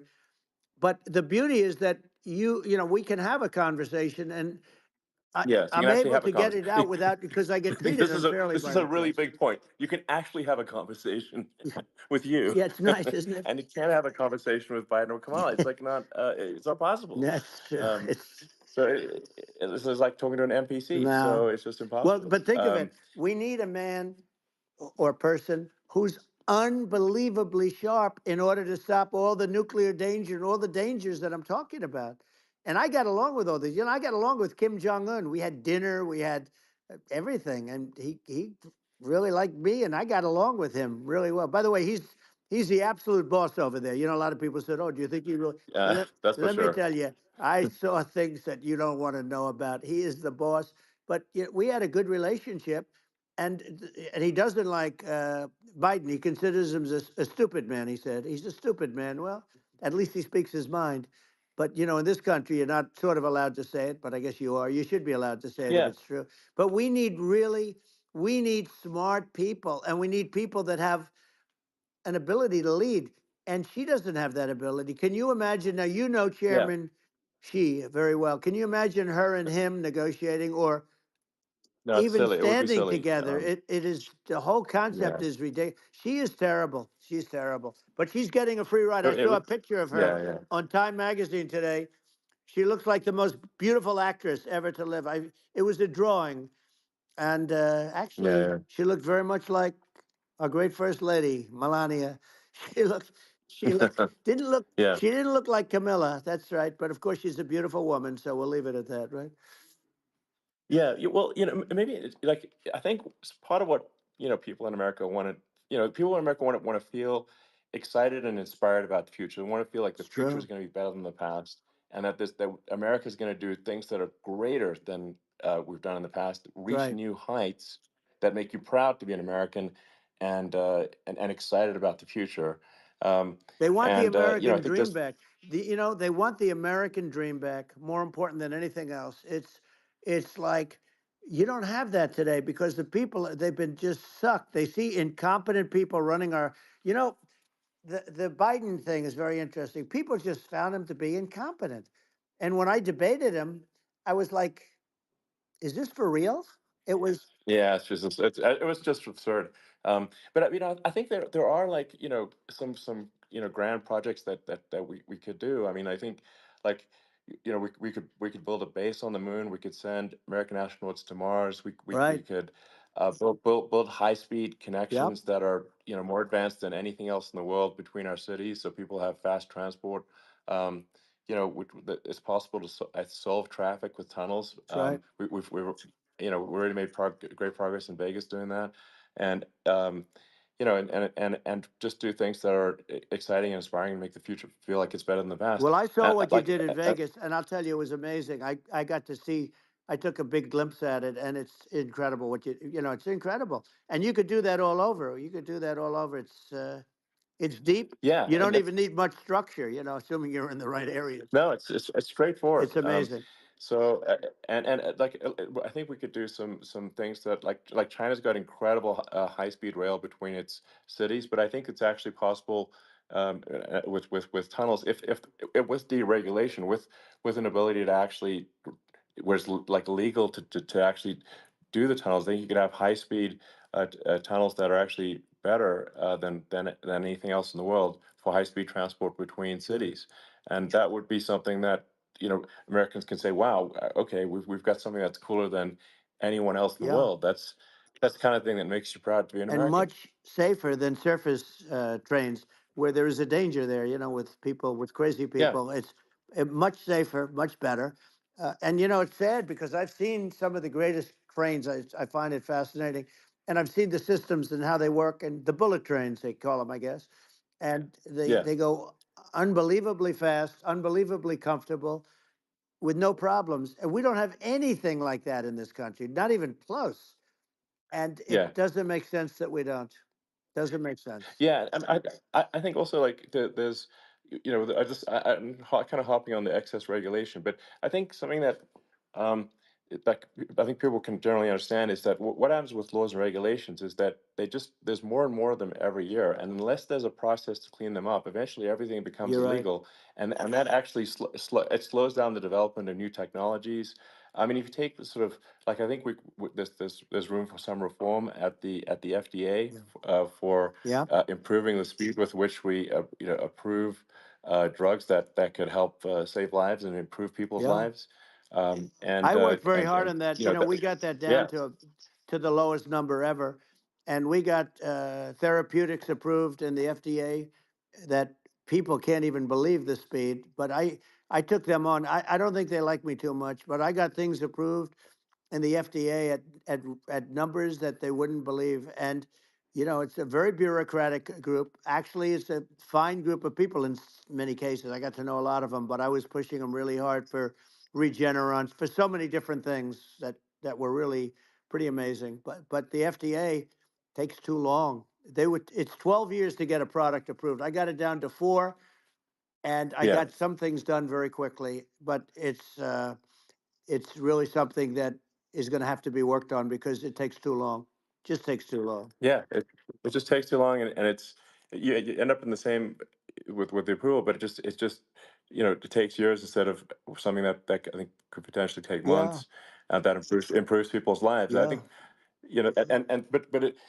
I just wanted to sort of hop on this point that like there has to be an active process for reducing rules and regulations, because otherwise they just keep building up every year, and Yep. you get like hardening of the arteries, and eventually everything's illegal or takes forever, and then we just we just ossify as a society. We can't make any Yeah. progress, and that's it's a really big Well, deal. Elon, just So getting back to the FDA for 1 second, I got something done called Right to Try. This is where you can go in and if you're terminally ill, you can use a space age, medicine or whatever it may be. We have the best doctors, the best labs in the world. We really do. And but people would go to other countries because you couldn't use the product, even if they thought it worked, because it's going through the FDA. I got it approved yeah, where you can yeah, you basically you look, nobody wanted, the doctors didn't want it because of the liability, the country didn't want it, our country, because they didn't want to get sued. These are people terminally ill. The insurance companies didn't want it, and the pharmaceutical companies, nobody wanted it. I got everybody into a room, and we came up with an agreement that you won't get sued. And also, they didn't want it on their record. If somebody's terminally ill and they die after taking a drug, they didn't want that on their record. So we set a separate list. If somebody was, so it wouldn't count as a negative. yeah, Okay. And as you know, we got it yeah, done. We have saved Right to Try. They've been trying to get this done for 58 yeah, years. And it sounds simple, but it wasn't because, the insurance companies, nobody wanted it, but we got it done. sure, Somebody signs, you sign a document that you're not going to sue the insurance companies, the country, you're not going to sue anybody. And we got it done. And we're saving tens of thousands of lives. Right to Try. Hopefully you never need it. But if you yeah, do, you don't have to travel to Asia. People, right, if they had money, they go to yeah, Asia, I they might go sure, to have to Europe. call it at If they don't have money, 7:30. they go home and die. That's what happened. They'd go home and yeah. die. Well, I mean, and actually, to give Europe some props here, it's like if a drug is approved in Europe, which has a crazy amount of regulations, it should obviously be approved in the U.S. Yeah. I mean, they got more regulations than we do. So why would a drug be approved in Europe and not in the U.S.? That's crazy. Well, we did it. We did Um, something that really, they've been trying to do it for 50 years, and they just couldn't get it done, and I got it done. And it's really something. But you're right. Some people go to Europe because a drug isn't approved here, but it's approved in Europe, and it's a drug that, generally speaking, would yeah, work. It's pretty crazy. You're absolutely. right. And I think so long as people are properly informed of the pros and cons, and like I'm not the alpha risk, enough. this is the risk, and Got an like you early make wake your own up time. decision. Yeah. That makes sense. Well, I think just, So in sort of Don't you closing up, dare, boy. and by the way, I'm looking at the numbers. You got a lot of people listening. I hope you don't get yeah, nervous because you got a lot of people listening to you right now, like 60 million or something. What is that number? It's crazy. It's amazing how you can see that right away. What is the number? Wow. What is it? Well, Wow. I think in Wow, terms of people that, that's bigger than you said. You said 25 and you're much more than double that number, 25 million. I think you're going to be 60 or 70. And I guess over a period of time, hey, I congratulate you. Do I get paid for this or not? well, I think actually in terms of the number of people that will hear this conversation over the next few days to Right. weeks, it's going to be hundreds of That's what they millions. say. Yeah, that's good. Well, look, it's an Yeah. honor. But Oh, I I think they're just ending. asked this, are you better off now or were you better off when I was president? Nobody's better They off now. heard me. People, we put out Thanks, polls on guys. that, and nobody's better off now. Inflation has killed it. And they also feel very unsafe. You look at what's going on with a lot of different things. You look at the riots we had at the Yeah. colleges over, I mean, it's ridiculous, but Right. all of the riots, they just feel unsafe. And now they really feel unsafe because you have a new form of crime. It's called migrant crime. I call it Biden Well, migrant yeah. crime. Maybe I'll call it Well, Kamala migrant crime. But I mean, with all these things, I always try to get to the ground truth by just asking people. And my mom lives in New York, and I was like, Mom, do have any of your friends, been attacked or assaulted? And she said, yeah, three of her friends in three separate crazy. incidents were assaulted just in recent months, just walking around the streets in New York. And I said, well, what happened to the people that assaulted them? Oh, nothing. They got away. Like, and they just They know that always get away. nothing's going. And they don't even they don't even bother reporting it because there's not. They know that there's not. They're not going to. People are not going to get prosecuted.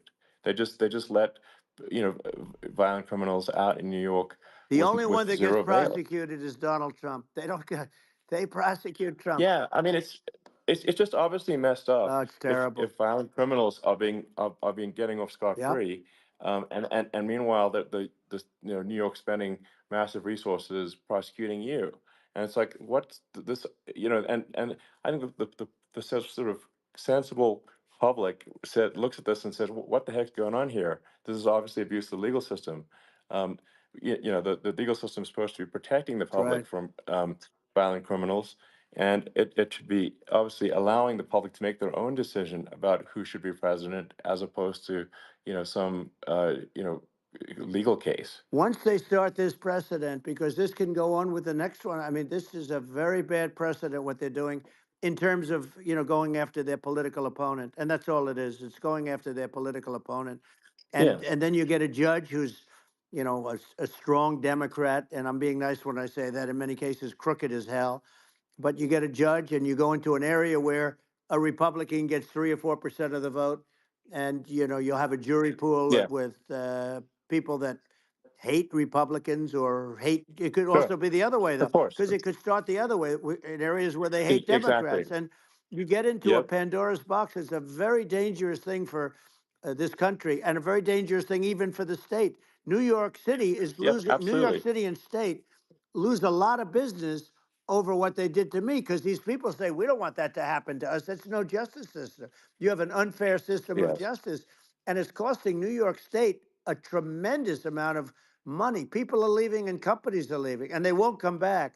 So all of that stuff is important, but the economy now is the big thing, and we can turn that economy up so fast, and people are going to be back again. We're going to get rid of Yeah. I think inflation. there's a lot of Right. opportunity. Absolutely. Absolutely. So And I just I want to think I I want to think congratulate you. You've done an amazing job. You have definitely got a fertile mind. We can talk. You and I can talk about rockets and it's kind of you to say. Thank you. tunnels. We can talk about tunnels and rockets and electric cars. So many things. And now you're into the AI, and that's going to be another beauty, I'll say. So Yeah. it's an amazing thing you've done, Elon. It's an amazing thing, and I Well, congratulate you. I mean, thank you. And well, I mean, I just say here, here's to an exciting, inspiring future that people can look forward to and be optimistic and excited about what happens next. And that's the kind of future that I think you will bring as president, and that's why I endorse you. Well, I appreciate that. That endorsement meant a lot to me. Not all endorsements mean that much, to be honest. Your endorsement meant a lot. And, we have a phrase, make America great again. It's pretty simple, but it really says that we want to make America great again. And we can do it. We can do it now. But if we were going to suffer another 4 years like we've suffered for the last 4 years, I'm not sure the country can ever come back. That's how bad it is. It's so bad. We have to do a lot I of think that's a things. very real Yeah, risk. it's a big That's a risk. very real risk. Yeah. And it's, I'd just like to note to people listening, like I've not been very political before, and if you look at my record, I've actually been I'm not like some, so they try to paint me as like a far right guy, which is absurd because I'm like making electric vehicles and solar and batteries, helping with the environment, and and I actually I supported Obama. I stood in line for 6 hours to shake Obama's hand when he was running for president, and so it's not like I'm like some sort of dyed-in-the-wool long-term Republican. I'd call myself, uh, historically a moderate Democrat, but now I feel like we're really at a critical juncture for the country, and uh, I think a lot of people thought the Biden administration would be a moderate administration, but it's not, and obviously we're just going to see an even further left uh, administration with Kamala. That's my honest opinion. I mean, her dad is literally. I mean, she was brought up as an actual. Her dad is a Marxist economist. You can Google it. I mean, it's not a. We're not making this up. That's how she was brought up. So. And we want to have a future that is prosperous, and I think we're just at this critical juncture, and I think this is a case of the America is going to at a fork in the road, True. and I think it will take if the path to, like you are the path to prosperity, and I think Kamala is the opposite. Then that's my honest opinion. I'm gonna get attacked like crazy, and I've also experienced quite a bit of lawfare myself, and but I'm just trying to tell people my honest opinion, and I haven't been really active in politics before, and I'm just trying to point out that my track record historically has been moderate, if not moderate, slightly left, and so this is to people out there who are in the moderate camp to say I think you should support um, Donald Trump for president. And I think it's actually a very important junction in the road, and we're in deep trouble if it goes the other way. Well, I want to thank you. And, I actually always did think of you as somewhat left. I must say that. So it's Yeah. even more of an Well, honor to have yeah. your endorsement. I know how strong you feel about it. But, when you think of her, San Francisco, 15 years ago, I had a great friend, Bob Tish. He said it's the greatest city in America, and now it's almost not livable there. And California likewise. And she was involved in the destruction of San Francisco and the destruction of California, and she will be involved in the destruction of our country if people are so unwise as to elect her. And I hope that doesn't happen, and I hope the elections are going to be run honestly, and we're going to turn this country around. We're going to do things and we can do it fairly quickly. And we have to get rid of the criminals that have been, given to us by other countries as they laugh. They laugh at Yeah. us. They think we're stupid to accept these people. These are radical, stone cold killers in many cases and terrorists. And they're in our country by the hundreds of thousands. Yeah. And we have to take Yeah. them out.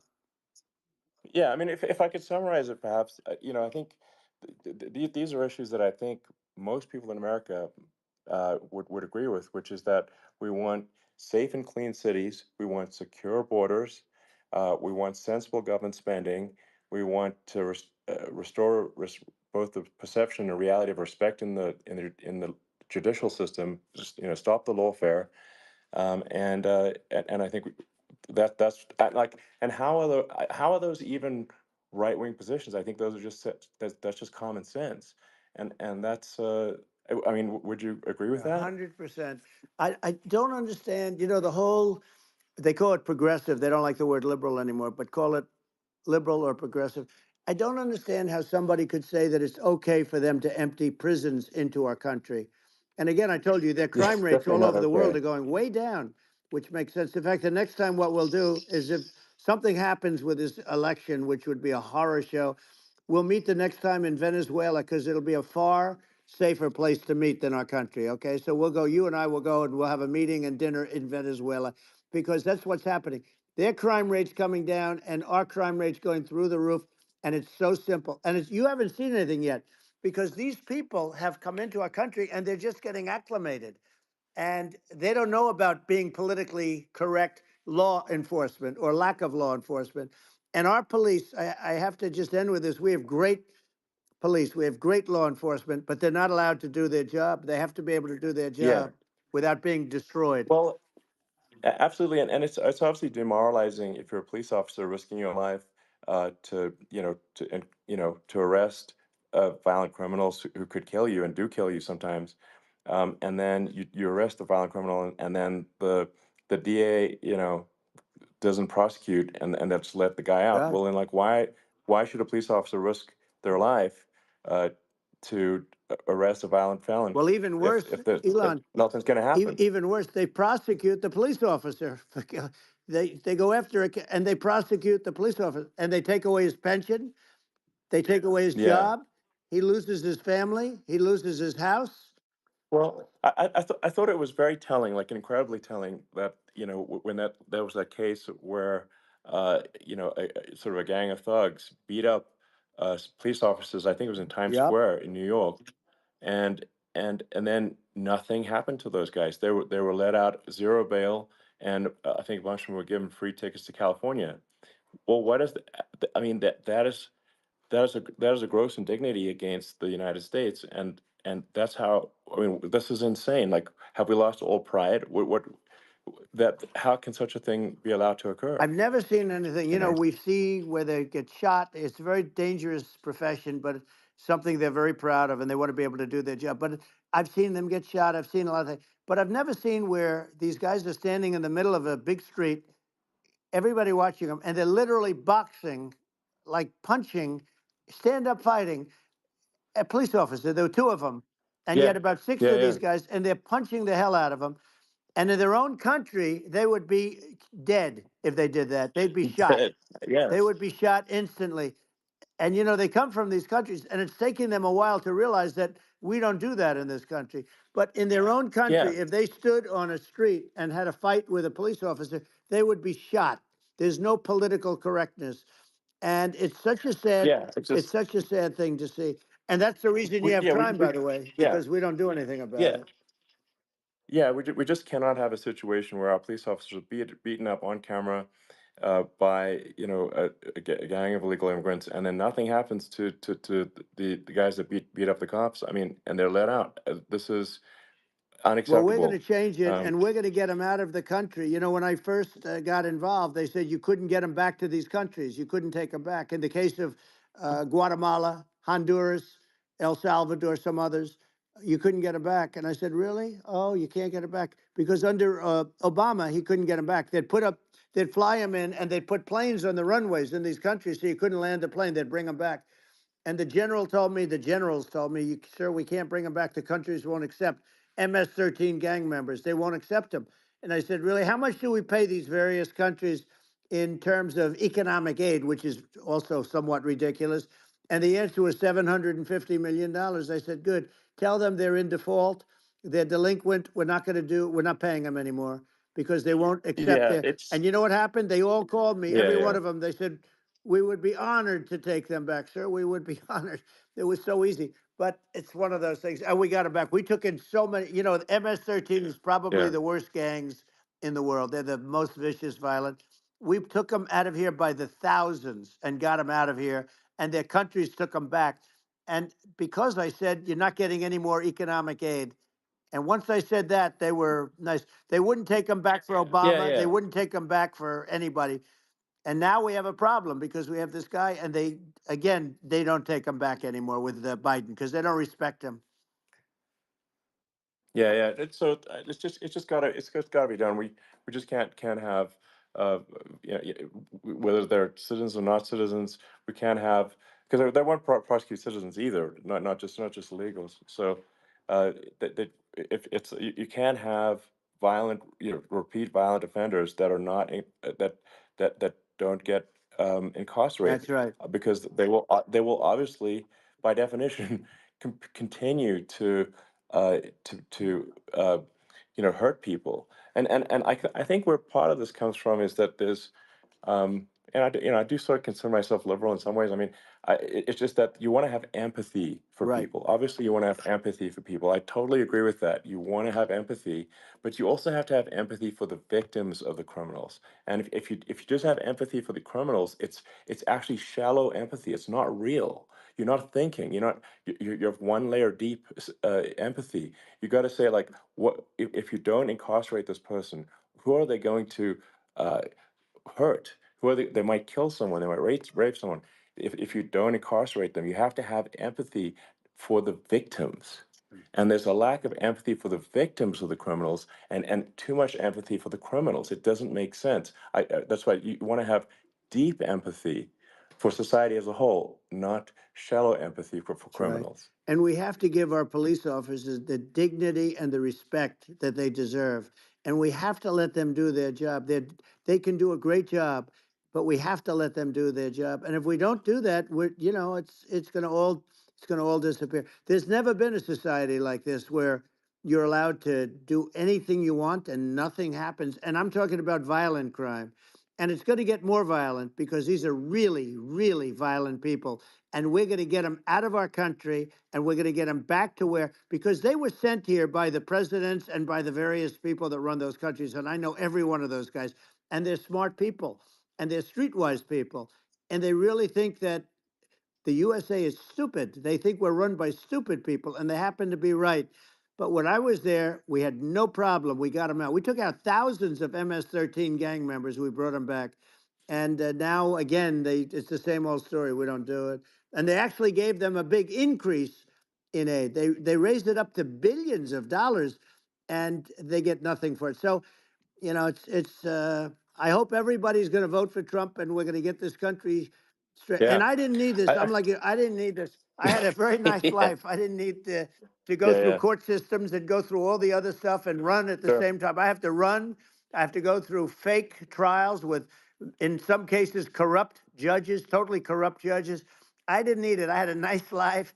I have great locations. I have beautiful oceans that I have places.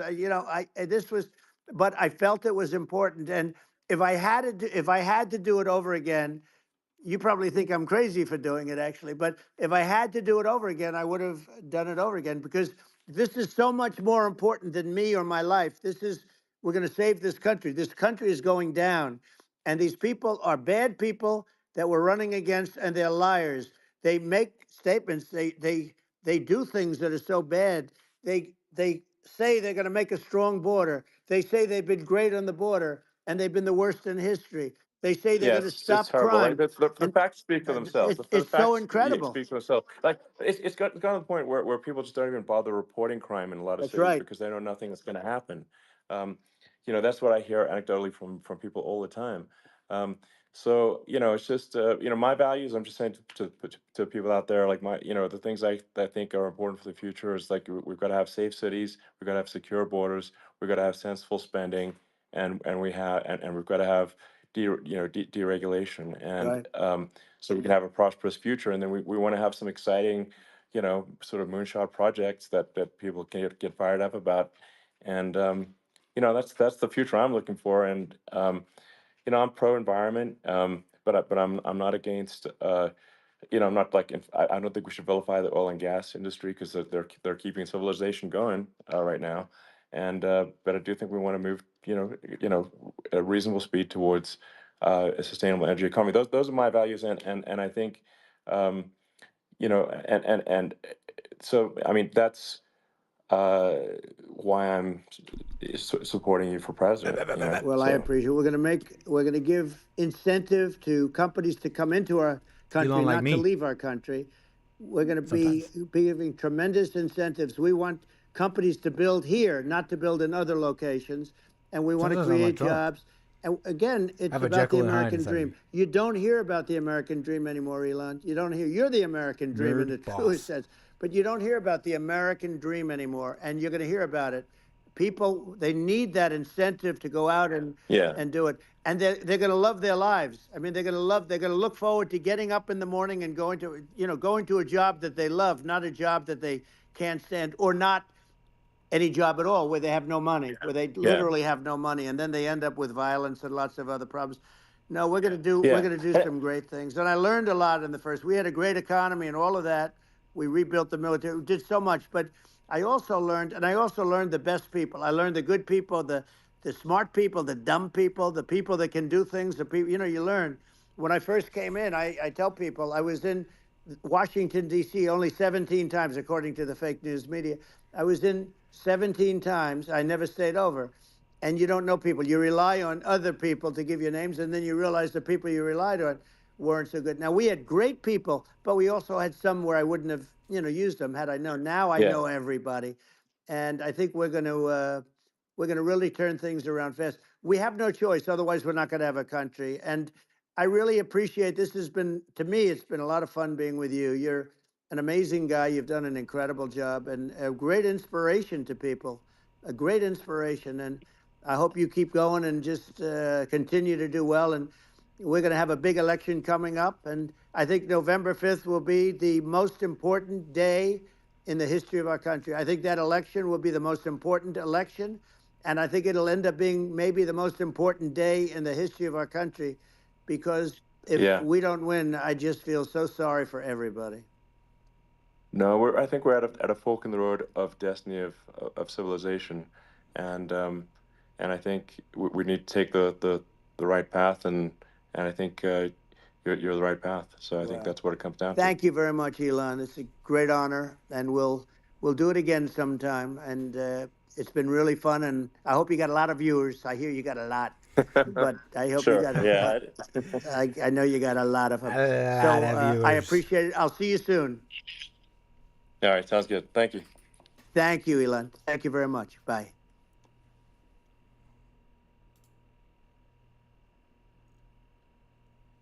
All right. That's it. We don't really need any more words from. I don't think we need any closing statements there. Yeah, that was great. I mean, I gotta say that I know I'm looking tired or something. Like, I gotta go home. I gotta go to bed. I gotta be up in a few hours. I still wanna brush my teeth, do my stretch, and do my prayer, but it's okay. All is well. That was good. We were gonna do it till the end. I said 7:30, but nah. We totally had to keep going. Finish it off, and like I was saying, I'm like, I want to go home and all that, but that's just me personally. On a real note, that was a real ass conversation. Like in the you have two men at the top of their game, talking about all sorts of different things. Not a stutter. Well, one of them was stuttering, but no breaks. These are men at the top of their game, speaking frankly, no cameras, no script, no. And it was a good point when Trump said, like, you're not going to get this from Kamala. You're not going to get this from Biden. You're not going to get this really from anybody else. Like, I was showing pictures for fun. I was showing Antony Blinken. This guy's like, isn't he the head of the head of the State Department or something like that? These are some of the top level government people. You see him standing next to Xi Jinping, and you just know that he's like no different than like your. Understand where I'm going with this. Like, I'm speaking very inaccurately, but he's no different than like your yoga instructor down the street. Like, he's just some dude, and he's like playing this game way out of his league in the world stage. All this, what I'm trying to get at is that these are like men at the top of their game, and it's a delight to hear them speak about so many different things. We'll get into it more tomorrow, though. I'll take calls and all that. Very interesting. There are two men with fertile minds, like Trump said. I thought it was cool. It might not ever come back. There's a couple of interesting things I want to get into. We'll do it tomorrow. I did want to leave you with this. Someone in the chat said, Jesse Lee Peterson used to be a rebel. Somebody got to him. And you know what's that's something they say about Trump. And I'm not telling you I know I'm privy to all this other political stuff, because there's way more to politics than the left, the right, Republican, Democrat, what you see on TV, the elections, and way more. So I'm not making a commentary on that. I don't know. But here's one thing. Jesse Lee Peterson is a peaceful man.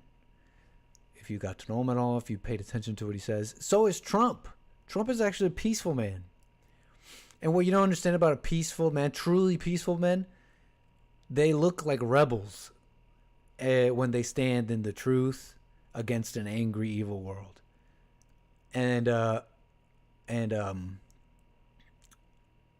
think maybe that's the white man Rudyard Kipling was talking about, the white man finally getting angry. But whatever, that's just my opinion, I guess, at that point. But I wanted to say that about peaceful men standing up against the evil. Do you guys remember what he said about Iran? He said something interesting about Iran, no? I don't want to do anything bad to Iran, but I think it was still a lot of war talk. I really don't know. I got to go back to that part. Interesting stuff. Look, 2 men, top of their game. I'm going to leave it at that, folks, okay? We'll talk about it more tomorrow, okay? We'll talk about it more tomorrow. What else I want to leave you with real quick? Yeah, fascinating stuff. I got notes for you. You know, it's interesting. DDoS attack. Maybe it's too far for some of you. This is my personal conspiracy. But yeah, despite it being tested, I know it went wrong with Ron DeSantis, but this was a little different. I'll tell you my thoughts on that tomorrow. But there's some weird stuff with the internet in the world, okay? It'd be interesting to see Elon Musk, for example, get to the bottom of something like that. I was going to show you the Jesse's Plantation. We got this started up on Saturday or Friday the other night. For those of you who did not see this, it's just a little taste. We'll get into this too some other time. But that's just like a little side stuff. But we definitely got to continue with our episodes. Jesse here is resting up. This is Joe, his one slave so far in his plantation. And we treat our slaves well here. We make them forgive their mothers, and that's what we're going to do to this whole planet. We're going to save this game, and we'll come back to that another day. What else here? That is everything. I want to thank all the super chatters. Thank you so much. Carver, wait, hold on. All the super chatters. Thank you so much. Carver says, Mr. Trump, did you see me own Joel on Punchy TV? Nit. Lin Yan Chin earlier said, Zenny has a lower power level than me, and he wishes he could prance like Joel Friday. Mama Drama has her power level suppressed to a small 4. If you know anything, you would know that overcoming anger raises your power level. Thank you, Chaos Confessional, with the earlier glizzy in the chat. Right is wrong and wrong is wrong. Great episode on Punchy TV. That's a message from Birdie Bound Brian with the super chat. And delighted to be here, and Terry Strange earlier. Thank you so much for the support. That's it from me, y'all. See you tomorrow. And all that. All right, peace. And I'm not even doing any outro waves and music. I'm just saying peace.